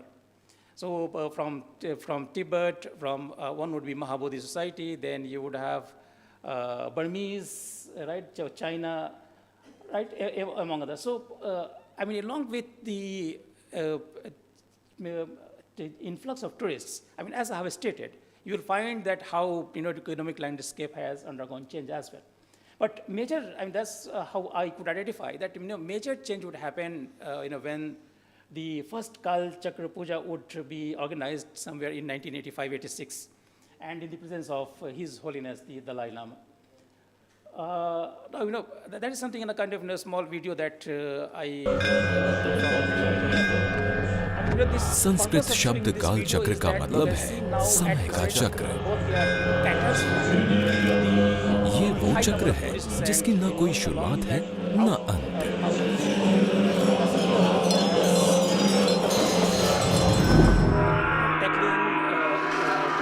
काल चक्र उत्सव में दुनिया भर से तिब्बती Buddhism के followers बहुत बड़ी तादाद में शामिल होते रहे हैं और इस मेगा इवेंट की तैयारी भी महीनों पहले शुरू हो जाती है।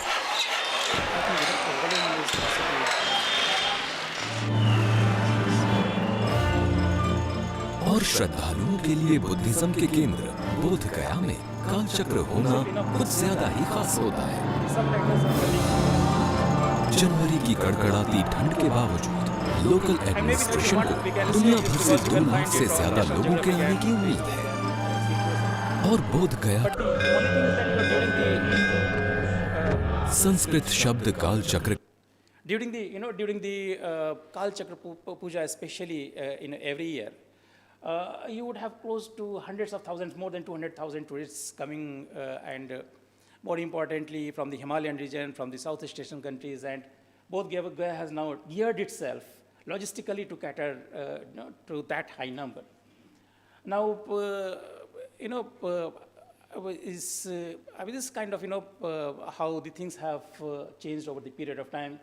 So initially, hotels were very less in number. One Ashoka hotel would be there. Logistics were very limited. During the first Kal Chakra Puja, you had tourists living in tents.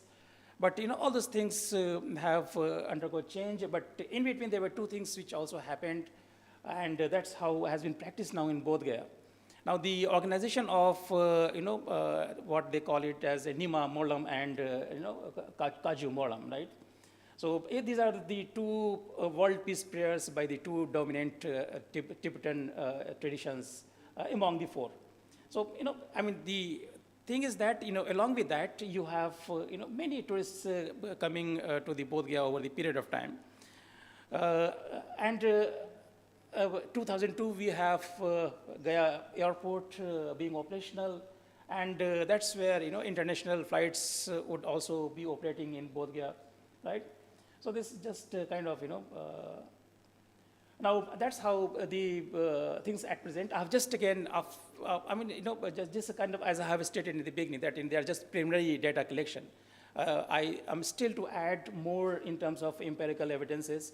But you have now tourists coming from all over the world, not only from Southeast Asian countries, but from other countries as well. They would include academics and Buddhist pilgrims as well. And the number of monasteries in Bodh Gaya, they have also now significantly risen. So Burma only has close to 28 to 29, Thailand 25 to 26, Vietnam 5-6 monasteries, Tibet 16 to 17. But that's how possibly, if you look at Bodh Gaya, then it would appear to be like a mini kind of concentration of consulates wherein you have different monasteries from different countries. And that's where possibly it would be kind of findings and the way things have changed. Maybe I can highlight 2 things. What exactly one could identify as far as these changes are concerned. And now over the period, you will find that Bodh Gaya is trying to cater for the tourists who possibly may altogether be belonging to the what we can say as people coming from high class, right? High class in a sense that now not only these things signify that they cater for the different classes of tourists, but say for instance now you have Hayat in Bodh Gaya, Habib's, all those markets. You have one international convention. So all these things kind of indicate that how the nature of economic landscape would undergo change as far as Bodh Gaya is concerned.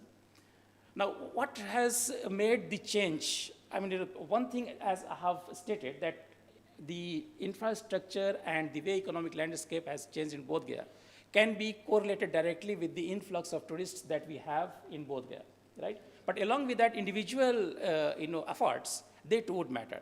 And this is what came to my knowledge when I interacted with Anand Bante. He happened to be one of the main priests in Mahabodhi temple for quite some time. And he has stayed in Bodh Gaya for more than 40 years now.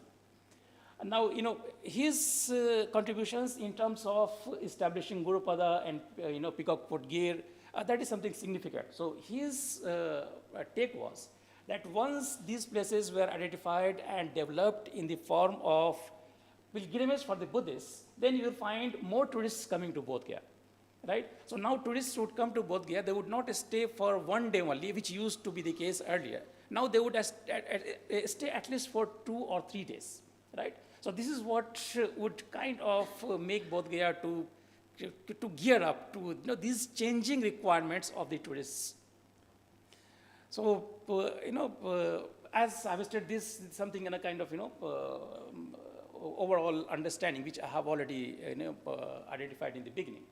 That, of course, there are smart ones in the business who have remodeled their business to give it a professional look. But along this side, you will also find business being organized in a manner where they would still give traditional look, right?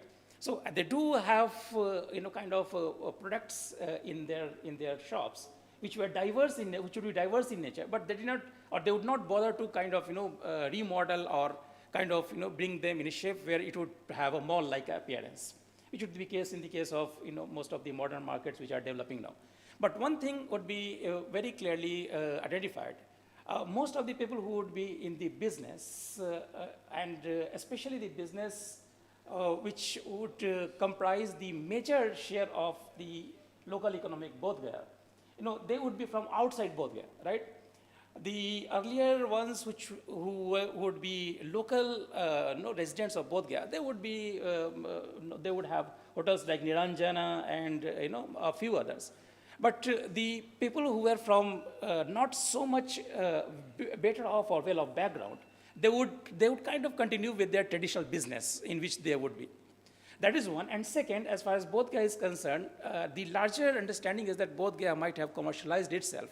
But certainly the two distinct cultures could be identified primarily, one which would be oriented towards commercialization, and another, that would be towards a spiritual, or continuing with the spiritual heritage.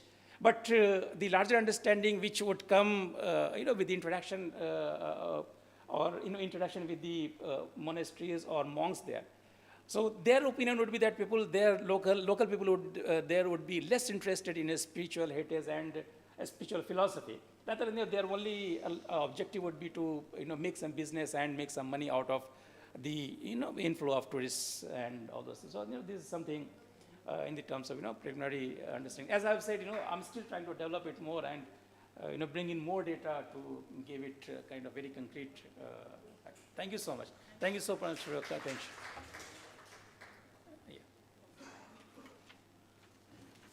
Thank you, sir, for emphasizing on the importance of striking a balance between the economic growth and the cultural preservation in Bodh Gaya. To chair this session, I would request Dr. D.M. Mulay, Honorable Member, NHRC, to please chair the session.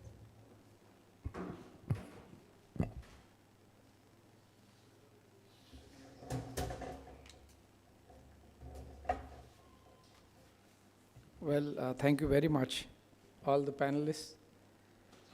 Wonderful presentations that really gives us a 360-degree view of the theme, even though I would have liked more emphasis on focus, which is really how do we strengthen the relationship between India and South Korea by using Bodh Gaya and Buddhism. But, it's all can be linked very succinct manner. If you take the historical view, in fact, to begin with, Lakshmi, Priya said that it should be our vision to make India the spiritual capital. And I think it's an outstanding vision if you can actually implement that. It can also give the world a vision of a future, because right now, if personally I feel world is at a crossroads, we don't know really the difference between development and destruction. You know how much climate has suffered in the last 200 years, more so now. So how do we preserve what we have done and done through maybe last 200,000 years, 2 lakh years? That's the civilizational history of mankind. That is the real challenge. And can India, by becoming the spiritual capital of the world, provide that vision? वो जो रास्ता जो खोज रहे हैं ना, दुनिया को अभी गुरु का इंतजार है, गुरु बिन कौन बताए बाट. Can we really assume that role forcefully, aggressively, by propagating the core values that are part of our Indian civilization? That is what I thought from this expression that the heart of India's diplomacy is spiritual capital, making spiritual capital. I don't know whether we are really working in that direction. I'm not quite sure, but it's a very good a mission to have because it is really different from any country that is propagating currently. Coming to Professor Vaijayanti Raghavan, who really gave us a historic perspective and the importance. History is quite interesting, and interpretation of history is perhaps sometimes more interesting than the history itself, because we can't really go and check, the fact check that we are, facilitated by, the internet today. But there is Sri Ratna and Kim Suro's, legend, for example. It provides, and the timing is very interesting. It's 48 AD, and Saint Thomas came to India from the other part of the world in 52 AD. What was the churning going on during those times? You also mentioned about the root of Buddhism. What we see interestingly today is from the Arabic side and the Christian world, the influence that we had on the cultural thing, because we did have contacts with Greeks, Romans, and all those cultures that came up in that area, whether it is Assyrian, Babylonian, Sumerian. However, the Arab and Christian influence really sort of played a havoc with our influence on the western side. So whether it is Iraq, Iran, Afghanistan, Pakistan, in that area we see that our cultural influence, which was really very prominent, perhaps as prominent as what we have on the Southeast Asia side, which is still visible. So that's a little tragic, but it did happen, and we have lots of threads now to pick up and put them in perspective, which you really did rather well. You have thought that India's software, the intellectual prowess, throughout history, civilizational history of India, I think one thing that we have really been at the helm of is providing ideas to the world. And many of them, we don't know that how the world has used. For example, Zen, which went from here, whether Tibet, Central Asia, China, Korea, Japan, and it found its perfection in Japan.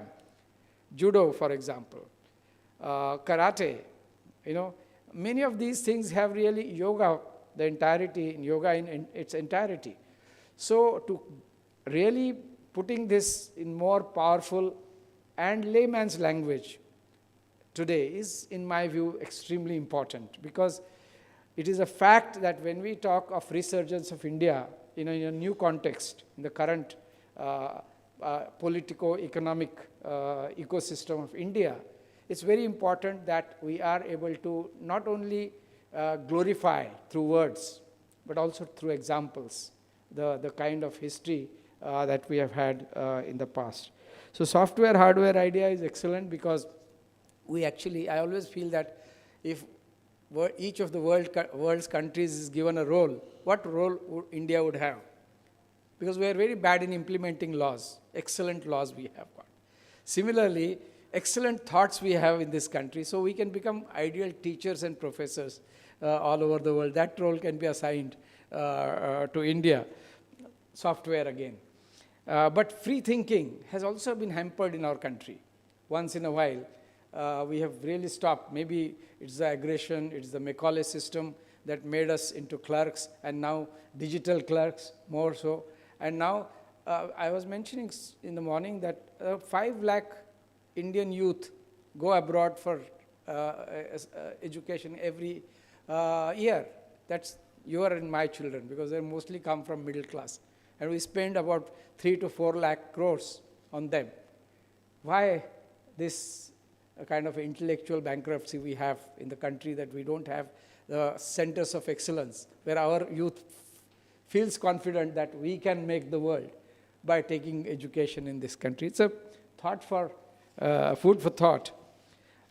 Similarly, Santosh Kumar Ranjanji, also you made very interesting points, and some of those photographs really I had never seen, though I'm not a student of Korea. My expertise lies little more on the Japanese side. But the point that whether it is Gandhi, Nehru, or Tagore, they made tremendous impact on the world in their own times. And this we should not forget, because sometimes we get carried by the present.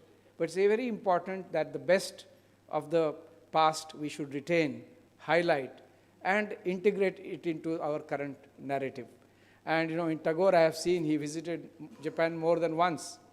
And so much of work has been done on Tagore in Japan. And Tagore, of course, went all over the world, and several legends are there, similar legends that you narrated about. And entire works of Tagore have been translated into Japanese, for example. So this is a cultural wealth. We need to see how we can consolidate, use it further. Dilkush and Mary Taylor connection also, I found it to be very important. Again, the names, for example, in Thailand, the airport is called Sornbhumi, and then is this Ayutthaya, and now this Kaya or Gaya that we say. This also needs to be highlighted for a commons. It should be taken away from scholars and books and put it in the public domain more effectively, because we have now the social media, which can serve as an important vehicle for spreading the thought, because our younger generation does lack in the depth, understanding the depth that Indian philosophy, body of literature that we have had, the number of areas that we have covered in our ancient thought. Younger generation lacks understanding about it. So, but it is putting up to them in their language is very, very important. Similarly, Sadhu Sundar Singh and Guru Charan Singh's episodes also give fascinating insights. Coming to Mr. Praveen Kumar's presentation, which is really contemporary, form of, what should I say, how Bodh Gaya and Buddhism, they coincide, and how they kind of thrive on each other. A lot can be done. Tourism in India has been one of the most neglected, and where we have performed very poorly in my view. I was in a tiny country called Maldives, a country of 450,000 people. It receives 2 million tourists. We are a country of 140 crores. We receive only 17 million at the peak in 2019. So even in smaller countries, all smaller countries in Europe receive anything between, say, 48 million France and about 27 million Italy. They range in this thing. They are the topmost countries that receive. We have not, on the cultural side, on the spiritual side, we've not been able to highlight our wealth of touristic sites, historical sites. In fact, most of us have lost sense of preserving history through various means. We don't think documents are important. Expertise is missing. I was in Maldives, and often whenever there is some crisis in Maldives, almost all channels contact me. I said, don't you get somebody else? Because after saying something that I want to say for the first channel, and maybe whatever is remaining to the second channel, I can't cater to all. The tragedy is Maldives is our neighbor, and in this 140 crore population, we don't have a single 24/7 devoted scholar on Maldives. There is a language called Divehi, which is southernmost language of Indo-Iranian or Indo-Aryan family of languages, southernmost. Not a single expert in India who can read this language or speak this language. How can we be the world power?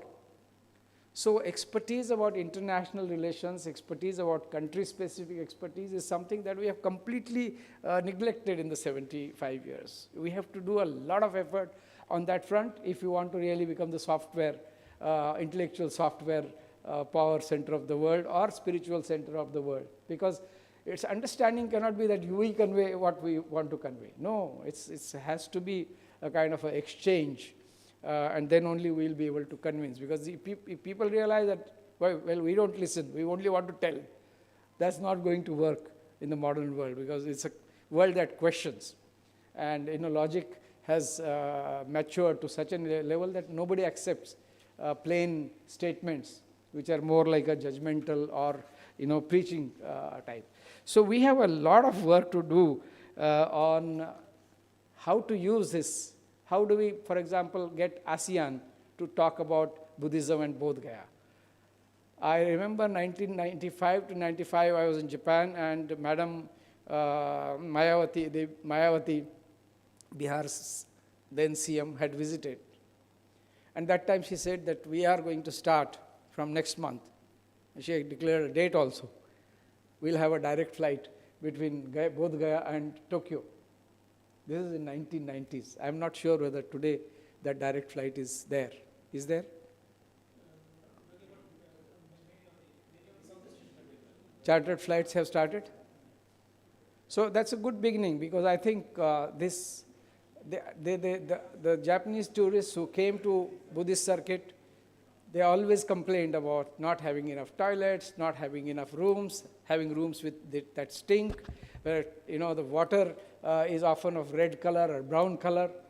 So even in this, because Japanese are perfectionists, they are so perfect that when they create their pottery, whatever ceramic or terracotta, they'll put a mark on it, so that imperfection also contributes to the perfection.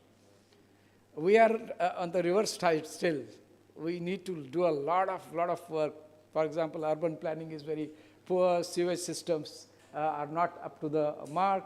Our construction quality sometimes is poor. So I think this is an area of tremendous opportunity and scope in today's world, where people can read information about any place, anytime, anywhere, and are very keen and curious. And India right now wanting to have a place on the world stage, this is the opportunity that we have. I always feel that Prime Minister is doing more to promote tourism than any of us. Because he came to, I remember the first speech he had in the Madison Square Garden, when he addressed, he said, we are about 3 million or 4 million in USA. If each person who is Indian, based in US, can bring 5 people to India, that will take the number to 20 million. This is a mission that we need to undertake, because the best part of tourism, it doesn't create much of pollution. It's and then human relations are not really one that are valued the most, but tourism can facilitate that, because culture, trade, commerce, economy, everything has moved. The Silk Road and the trade routes have always been the same, silk representing both art, craft, as well as commerce. So I pause here. I compliment my panelists for contributing to this wonderful presentation. Thank you very much. I also thank Deshkal, Nalanda University, Ministry of External Affairs, ICWA, and Indira Gandhi Center, all coordinating and cooperating in this particular 2-day Bodh Gaya Dialogues, Landscape of Enlightenment. Thank you so much.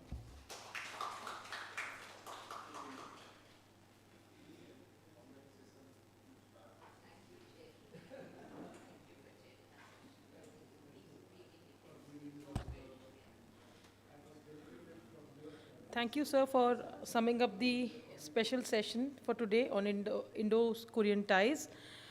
With this, we break for tea and come back here for the online session at 6 o'clock. And tea is there right outside the auditorium.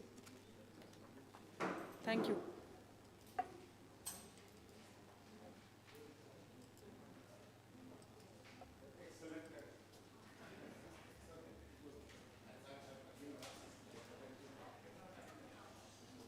हटा सकते हैं ना, ये हट मैं हटा रही हूँ सर, मैं तीनों की हटा रही हूँ PPTs।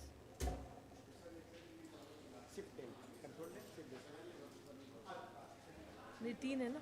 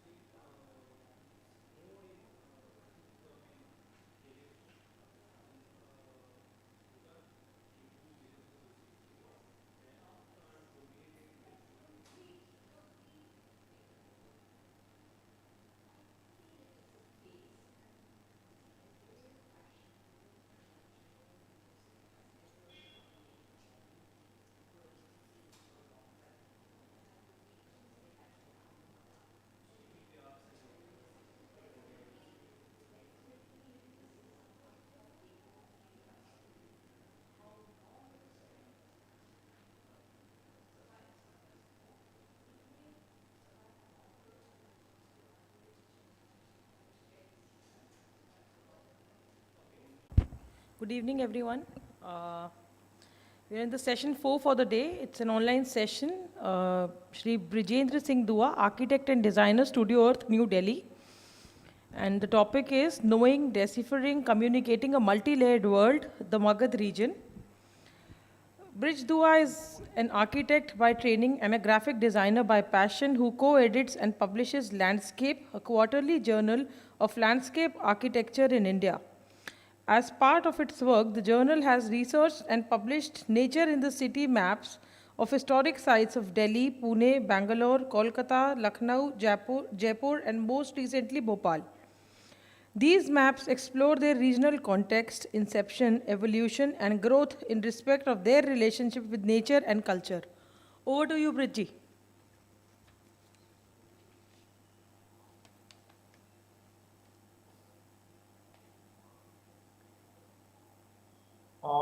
Thank you, Shri. Good evening. Am I audible? Yes, you are. Okay. Good evening, everyone. Bridji, it's not we very start clear. Okay, just a minute. Did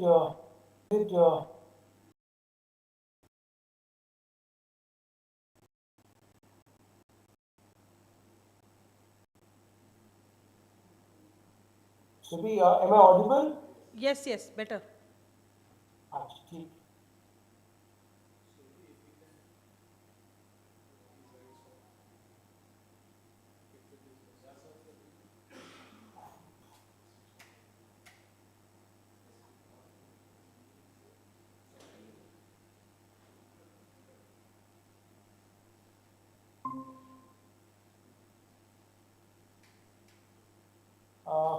good evening, everyone.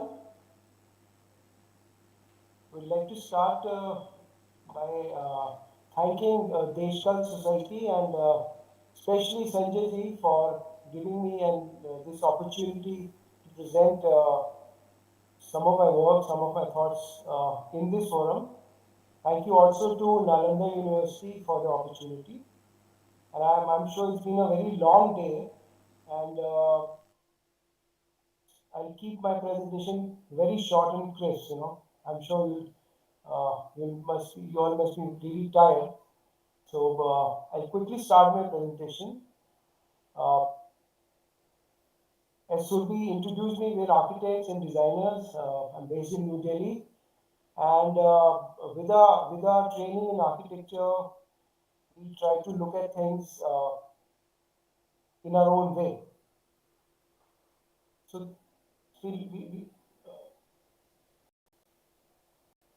we will start. We're trying to now look at the Magad region.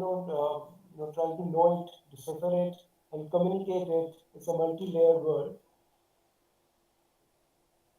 So as we all know, the Magad region is a unique cultural landscape which has evolved through ages, and it has thrived on an idea of a deep relationship that various cultures establish with nature through exploration and understanding. And here, in this region, especially in the context of religions of Sanatan, Buddhism, and Jainism, here the land and nature have been reshaped by human communities for worship, for production, habitation, and learning also. And these include settlements across a vast region, the three main sites, places are Bodh Gaya, Rajeev, and Nalanda, and various associated sacred and religious sites belonging to different epochs, but all are united by intangible bonds of, I would say, communion, set of environmental and cultural values. And very importantly, the region encompasses two World Heritage sites, that of archaeological site of Nalanda Mahavihara, and of course the Mahabodhi temple complex in Bodh Gaya. So in light of its rich historical and cultural significance and national and international recognition, it becomes a necessity to disseminate knowledge about the region, more knowledge about the region in various mediums. And this small presentation looks at just one framework of presenting of communicating knowledge, which is through mapping, mapping of a place, of a region. So as we all know, Magad has been the. Am I audible, Shri?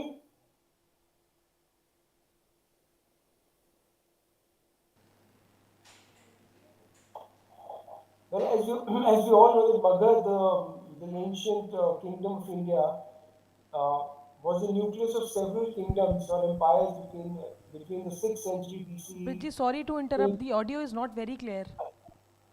That's why it seems to be giving some problem. I think I'll have to speak a little louder, Shri. Okay.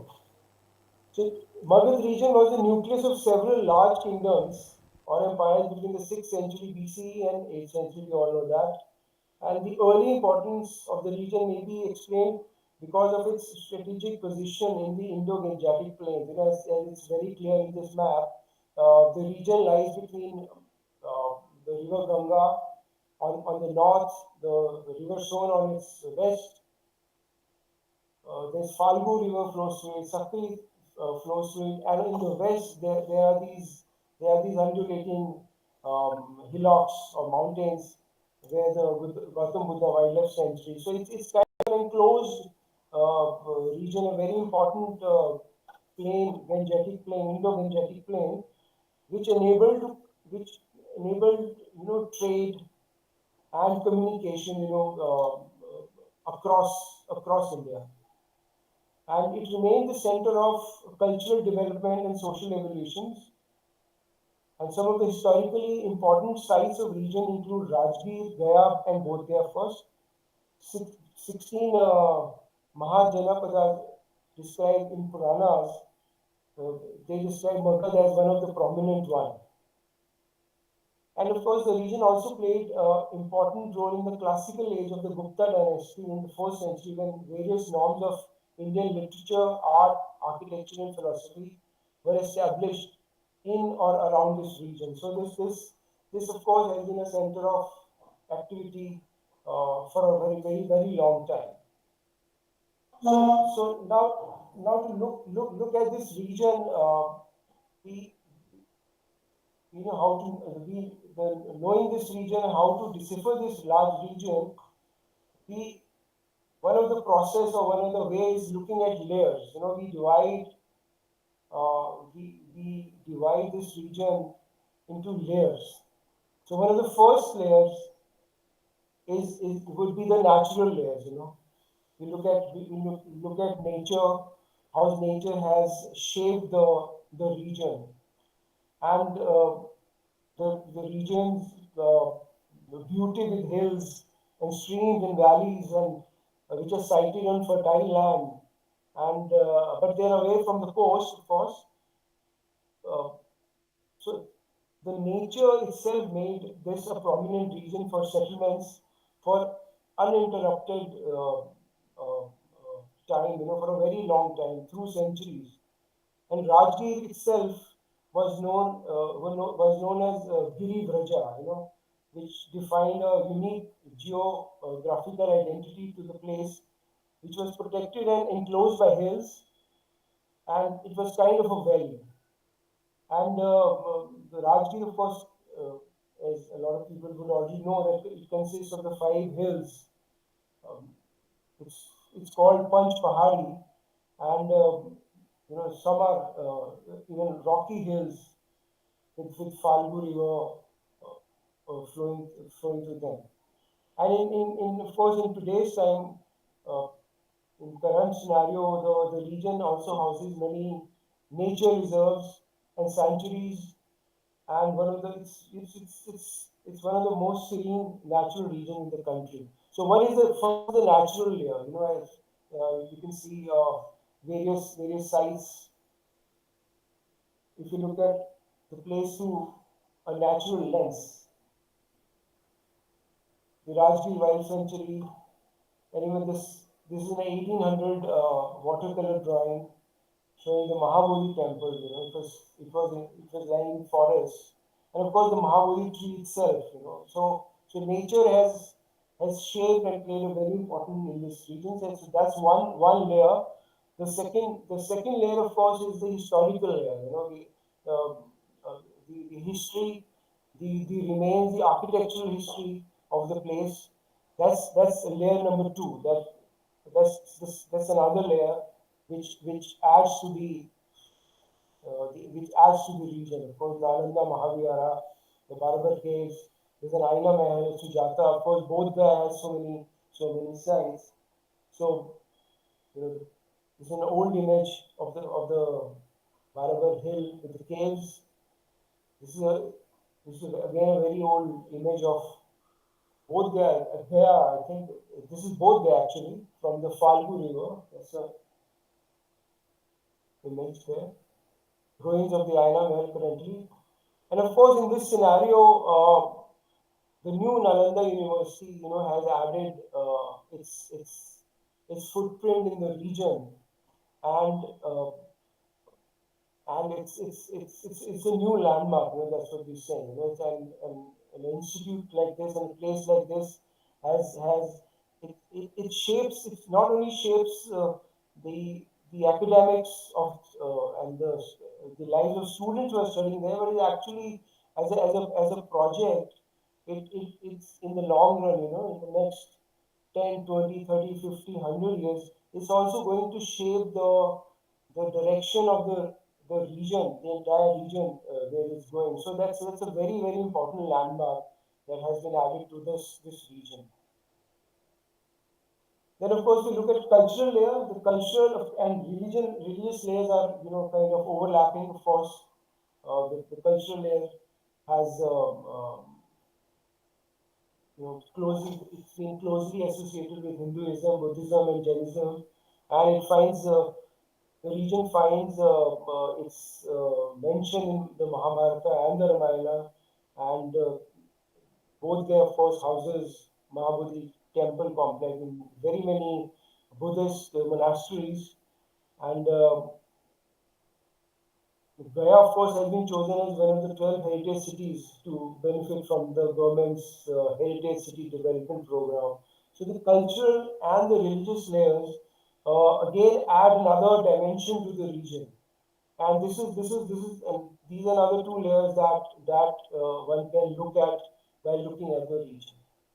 These are very important layers because places like Bodh Gaya and Gaya, of course, get so many tourists throughout the year. That's religious tourism, as one would say. So that's two very important layers. That's a Mahabodhi temple, of course, and this is an old painting of the Rajgir Panch Pahari, which they depicted the nature and culture of this place. It's a very, very interesting and vibrant way to represent uh, the region. So having said that, looking at the region and breaking it down to layers, one would say one understanding, of course, is that all these are overlapping processes. These are processes. These are integrated processes.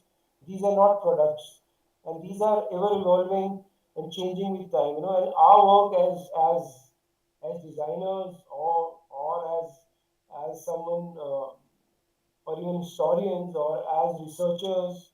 So our work is how to decipher these layers and how to present these layers. The deciphering of the layer is based on the intent. Who is our end user? What is our intent of the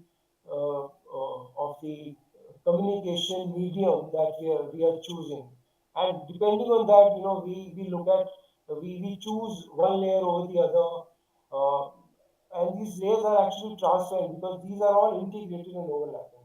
So very quickly, the way of communicating, which means how we can we can look at the region. I'm quickly going to show you two examples which could be a template for this region also. So the first is a map of Bodh Gaya that was part of a book that we did last year with the Dexterity Society. And as part of the book, a map was designed by us. And the way to, of course, the start mapping was that through Google, of course, we traced out the important sites, the layout of the Bodh Gaya town, including the river and the various sites, which was we kind of trace it on Google. The next step was, of course, quick step was to isolate or extract the layout. And then based on the layout, then we added our artistic impression of Bodh Gaya, using the appropriate colors, using icons to represent the map. And then, of course, adding the agricultural green layer outside. Then the next step, of course, adding the kind of a legend, because it was a book and it had a certain size. So the names, of course, and the important roads were added to the size. And eventually, this was part of the book, which had the photographs of the important sites relating to the map. So it gives the reader a very quick idea of the place first thing, and then it's a map which one can use, while going around Bodh Gaya. And so this is of course one way of looking at mapping a place. Second was, this has been a self-initiated and self-funded project by our studio, which we said Nature in the City series, and this looks at historic cities of India while identifying and listing important natural sites and constructive projects that have integrated nature in a profound way to create better living experiences. So this was again a layering exercise. The processes was layered, and again it was overlapping and integrated exercise. So quickly on, so it was the map is a fold-out map, and it had two sides. The first side, of course, was the looks at the evolution of the city. In this case, Delhi, which is the history, the shaping of the city. So this is like, the map starts like this, and then it opens up, and this is the one side. So for Delhi, it was the hills, it was the riverfront, it was the role of nature, and then today, of course, a growing metropolis. On the other side, the mapping side, we again look at layers. So we started with this soil map. We identified the soils, four or five types of soils: the river, the ridge, the flatlands. Another layer is the ecozones of Delhi. Another layer was the greens of Delhi, and within each layer, of course, there are these again subdivisions. The greens are not one kind. There are public greens. There are archaeological sites and protected site greens. There are public parks. There are private parks. There's a zoo. So within one layer also there are various divisions, various parts of a layer. So the green layer, and then of course the hydrology. The Yamuna, the Rajeev drain, that's very important. So how the river flows, how the water flows through the city. And then all these come together as one map, which is the consolidated map, which is the infrastructure map, which has everything: the soils, the greens, the ecozones, the hydrology, and everything. And this was the final look of the layer, which had the text of the layers, of the important sites of the greens, and so this is how the map came out. And again, based on based on this map, we were since 2017 we have been able to do maps of almost 7 cities now: Delhi, Pune, Bangalore, Calcutta, Lucknow, Jaipur, and Bhopal. Very recently in Bhopal. So this has been a process that we've tried to follow in all the maps. And why I'm referring to these maps is because we think this is of course one way we can look at the Magad region through this lens also. This could be a template for the Magad region also. And I'll end my presentation very quickly. Again, looking at layers at the Nalanda University project, where you guys are studying, you are sitting now. Even the Nalanda University plan was conceptualized by integration of different layers of natural processes of land, water, vegetation, design briefs of function, ecology, and activities. And this is a template to promote the spirit of Nalanda. So the planning is of course in layers, and the architecture and the look and even the planning, the spirit is of the Nalanda University, Nalanda Mahavihara. So that's a very this is where the everything comes together. I again end my presentation. Would like to dedicate this presentation to Mr. Balkrishna Doshi, who is the architect and visionary of your Nalanda University campus. He passed away last year, and it was his vision, architectural vision, that has shaped your university. And I would like to dedicate my presentation to him. Thank you.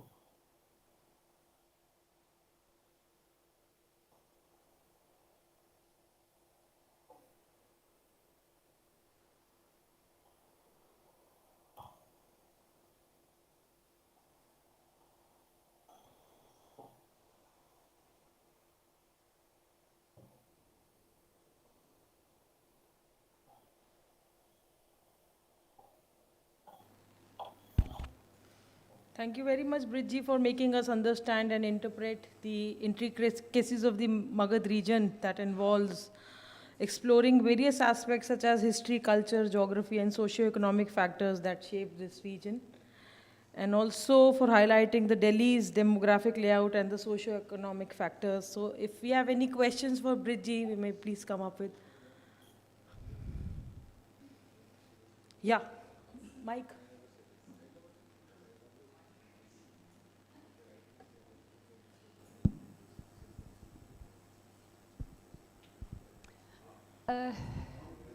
May I say good afternoon still? My name is Dr. Heidmann. I'm from Germany. I'm an art historian on one hand, but also a philosopher for Asian culture, Asian philosophy. My question is a theoretical question, since I'm working on the theories of interpreting historical monuments, and I would very much become enlightened by you to find out how you approach ancient and modern architecture. Which methods do you use? Which points of views do you apply for interpreting artifacts coming down through history or are nowadays created or recreated?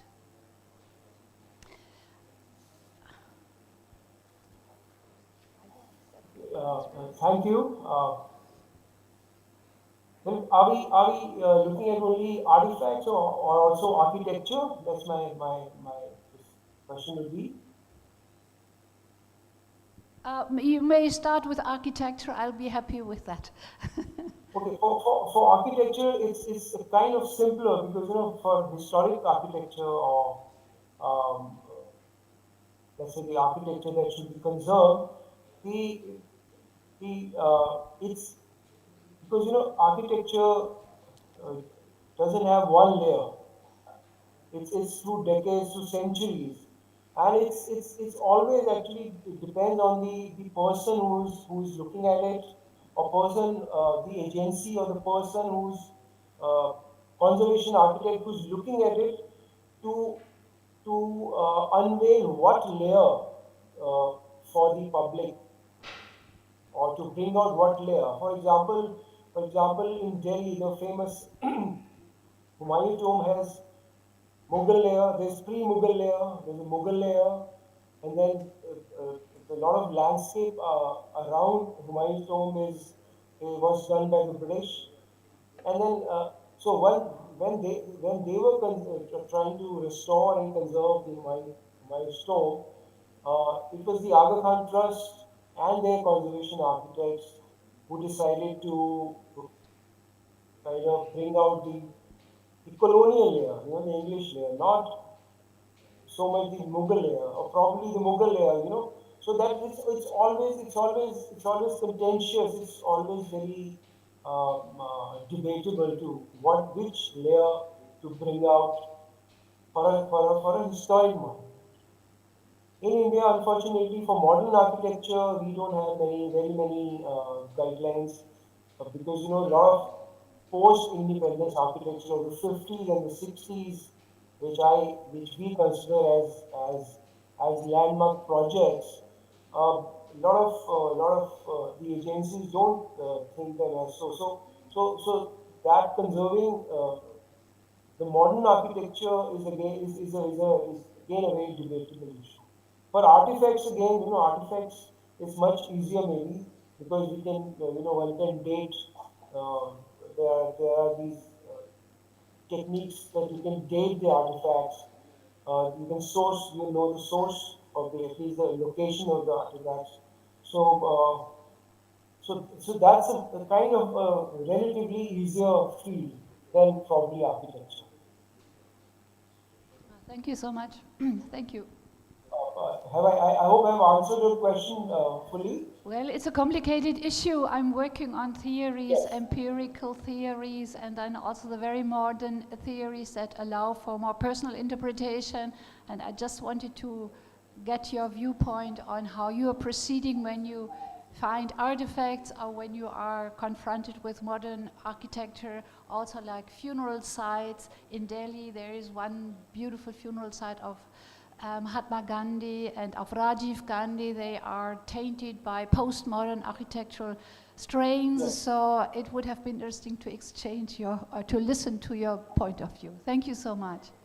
Exactly, this is what I'm saying. It's a lot depends on the person who's looking at, and it's your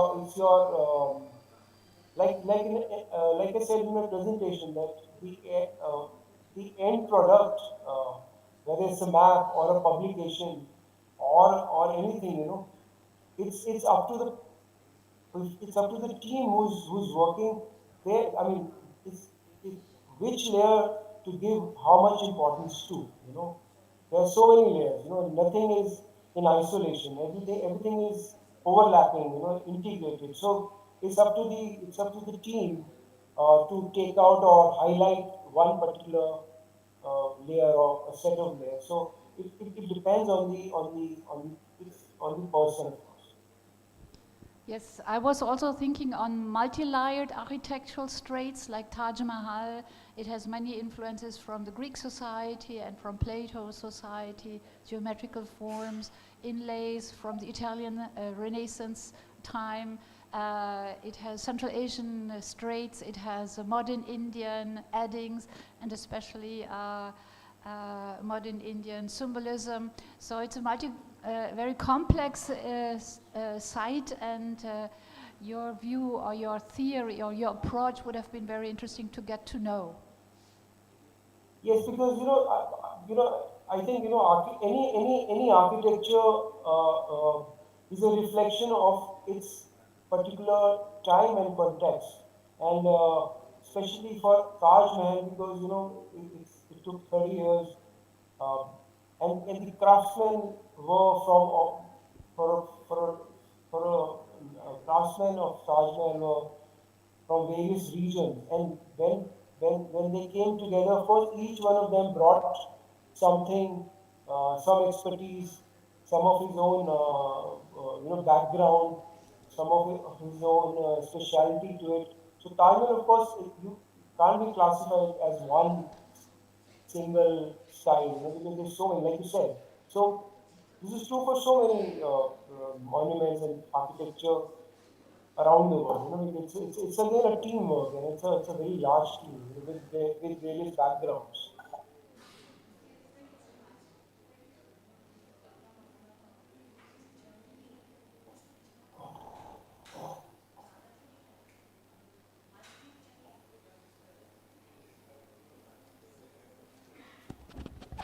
Thank you very much, Bridji, for joining us online on this session. With this, we conclude this session. Thank you for your presence. So we would again like to thank Sanjay ji, Deshkar Society and Nalanda University for giving me this opportunity. I try to keep my presentation really short because I understand it's been a long day. So thank you so much. Thank you. Thank you. Have a nice day.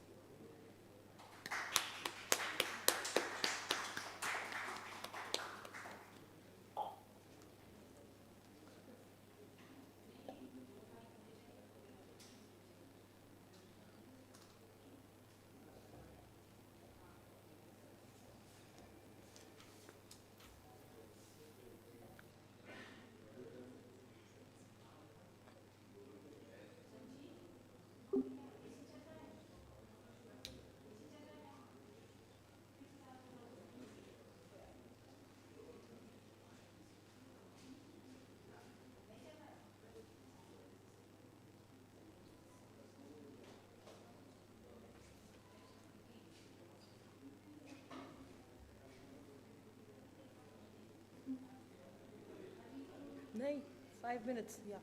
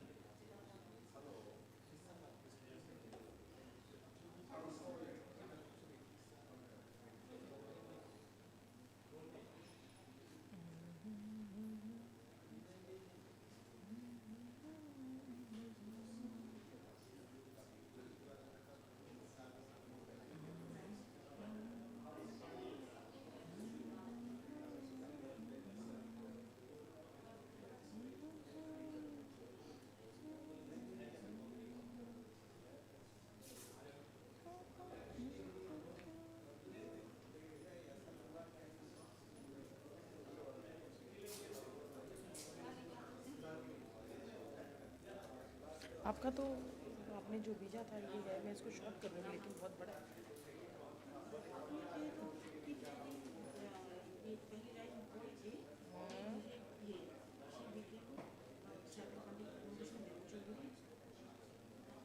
From her mother and Shri C.L. Banerjee, mother तक रहने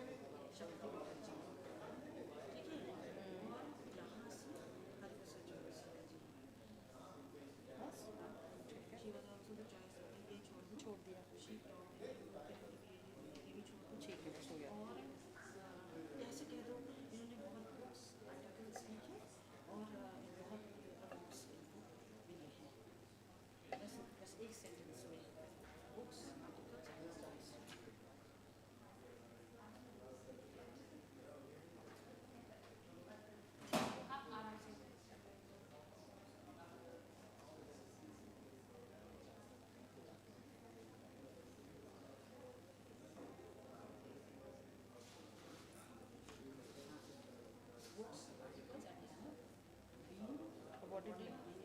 ठीक है और उनका अंततः भी है गुलाम his disciple of Ustad late उस्ताद मंजूबा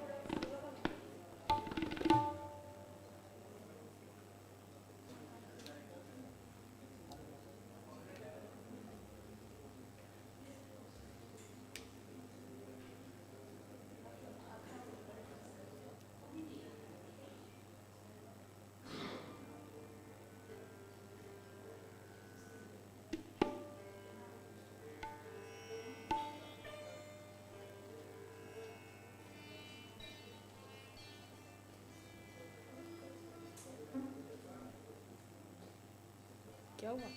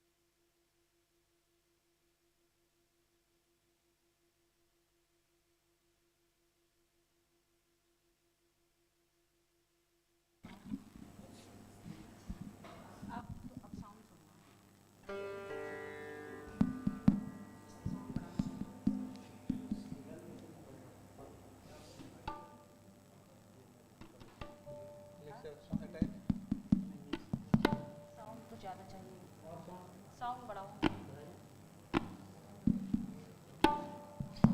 तबले में कम, सितार में ज़्यादा। तो फिर थोड़ा साउंड बढ़ाइए। आप जितना बढ़ा सकते हो उतना बढ़ाइए। पर्टिकुलर नहीं बढ़ सकता। साउंड कम लग रहा है मुझे। मैं बजा रही हूँ, देखिए। साउंड नहीं होगा तो प्रोग्राम ठीक नहीं होगा।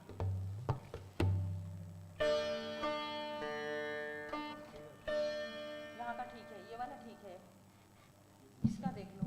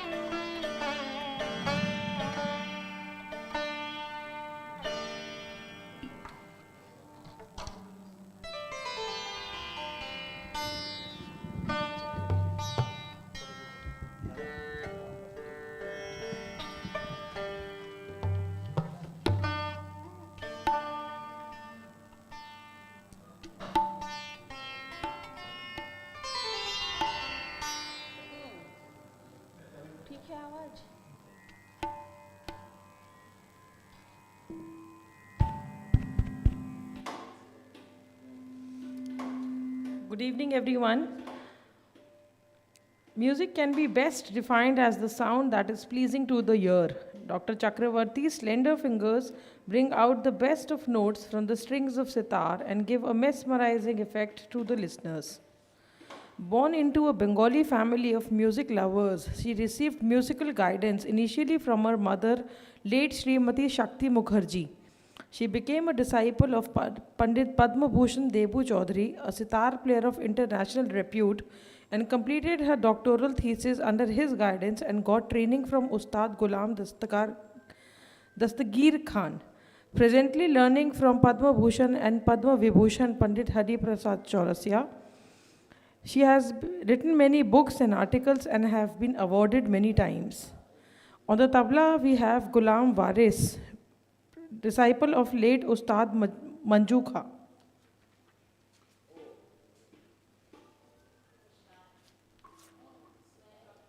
चक्रवर्ती आप लोग के सामने इस समय राग बागेश्वरी प्रस्तुत कर रही हूँ।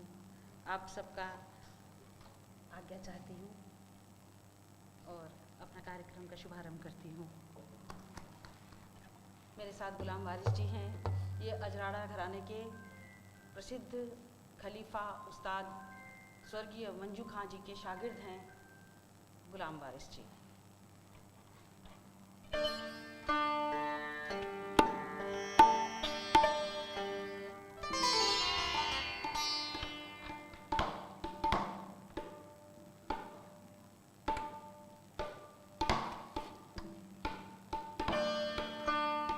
साउंड अब आपके हाथ में है। शुरू करें।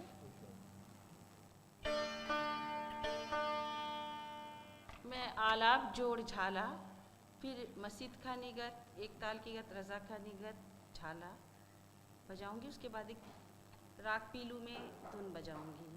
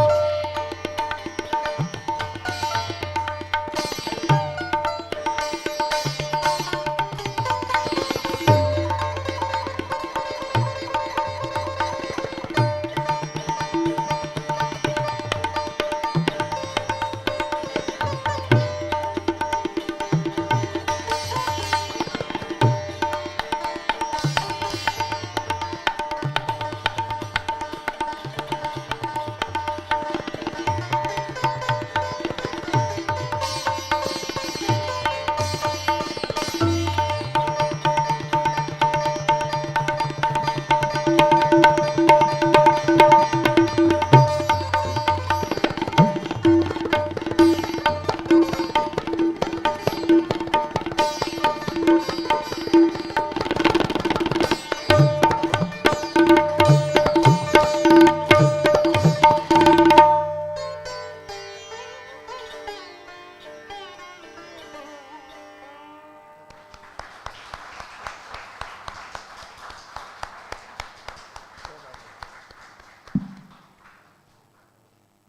और सुनना चाहेंगे? कोई धुन या कुछ भी बजाऊं? पीलू का धुन बजाऊं? आप कहे, मैं पीलू का एक छोटा सा धुन बजा देती हूँ। ये ठीक था? नहीं, साउंड था।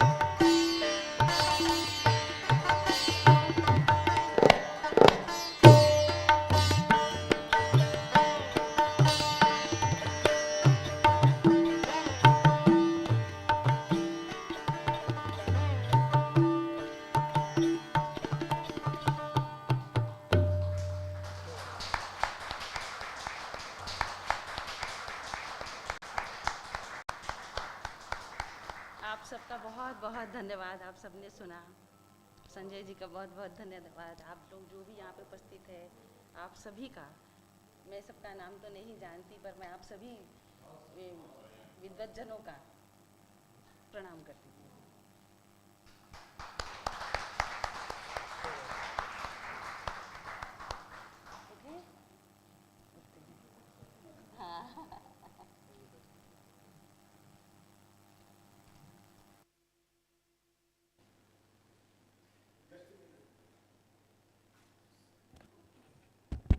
Thank you, everyone. It was a great musical evening we had. I request Sir to please come and say a few words to end the day today.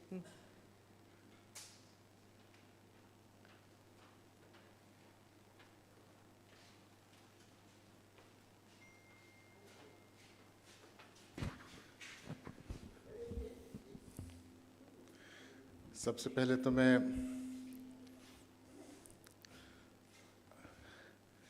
हमारे मेहमान और संगीतज्ञ दोनों सितार और तबला वादन के लिए इतने कुशल संगीतज्ञों को मैं बधाई दूंगा और ये कहूँगा कि आपने कुछ देर के लिए पूरा यहाँ वातावरण ही बदल दिया। आपको बहुत बहुत धन्यवाद। समापन के लिए तो मैं नहीं कहूँगा, समापन तो अभी तो कार्यक्रम जारी है। मैं अवश्य कहूँगा कि एक दिन भी जीवन का यदि सार्थक हो जाता है तो बहुत बड़ी उपलब्धि होती है। आज का दिन पूरा एक ऐसी संगोष्ठी में बीता है जिसमें चर्चा विविध आयामों में और एक आशावाद के साथ संपन्न हो रही है। एक प्रमाण ये है कि हम अपनी परंपरा को नहीं भूले हैं। आपके सामने विद्वान हैं। दिल्ली विश्वविद्यालय में आप स्वयं एक प्रवक्ता हैं, असिस्टेंट प्रोफेसर हैं और कला इस संगीत को सिखाने के साथ उसका जो इनका अभ्यास है आपके सामने था। मंत्रमुग्ध हो गए सब लोग, स्वर बरस रहे थे। दूसरा, उन प्रतिभागियों का जिन्होंने आज दिन में विशेष चर्चाओं में इस संगोष्ठी को अर्थ प्रदान करने के लिए अपने विचार रखे। संपूर्ण प्रस्तुतियों में आप देखिए विविध पक्षों के द्वारा कितना इस क्षेत्र के लिए और भारत देश के लिए अभी काम किया जा सकता है। अभी कितने क्षेत्र हैं जहाँ पर हमारे योगदान की आवश्यकता है, कितना कुछ संवर्धन किया जा सकता है। और यही विचार एक समग्रता के साथ, जैसा उसका उद्देश्य था, इस कार्यक्रम का उद्देश्य है कि जब सभी पक्षों से विचार किया जाएगा तभी ये प्रयास सफल हो सकेगा। बोध गया डायलॉग जो आपने प्रारंभ किया, अवश्य आपका एक शुभ चिंतन था। आपके मस्तिष्क में एक सद्भाव था जिसके कारण वो शुरू हुआ और आप इसीलिए आगे बढ़ रहे हैं। इसमें कोई किसी का आप मानिए कि कोई और इसकी शक्ति है, वो शक्ति अपने आप आपके साथ जुड़ रहे हैं। तो मैं यही कहूँगा सारी शुभकामनाओं के साथ कि आज का दिन बहुत सफल किया, जिसमें आपके लिए धन्यवाद देता हूँ। सभी प्रतिभागियों का मैं बहुत बहुत आभारी हूँ, क्योंकि एक दिन अच्छा बनाने के लिए बहुत लोगों का सहयोग चलता। हम इसको मानिए तो सही है, अन्यथा समय तो किसी का नहीं रुक रहा, सब भाग रहा है और आज का दिन अच्छा यादगार रहेगा। तो ऐसे ही कल का दिन शुभ रहे, इसी कामना के साथ आज के लिए समापन। बहुत बहुत धन्यवाद।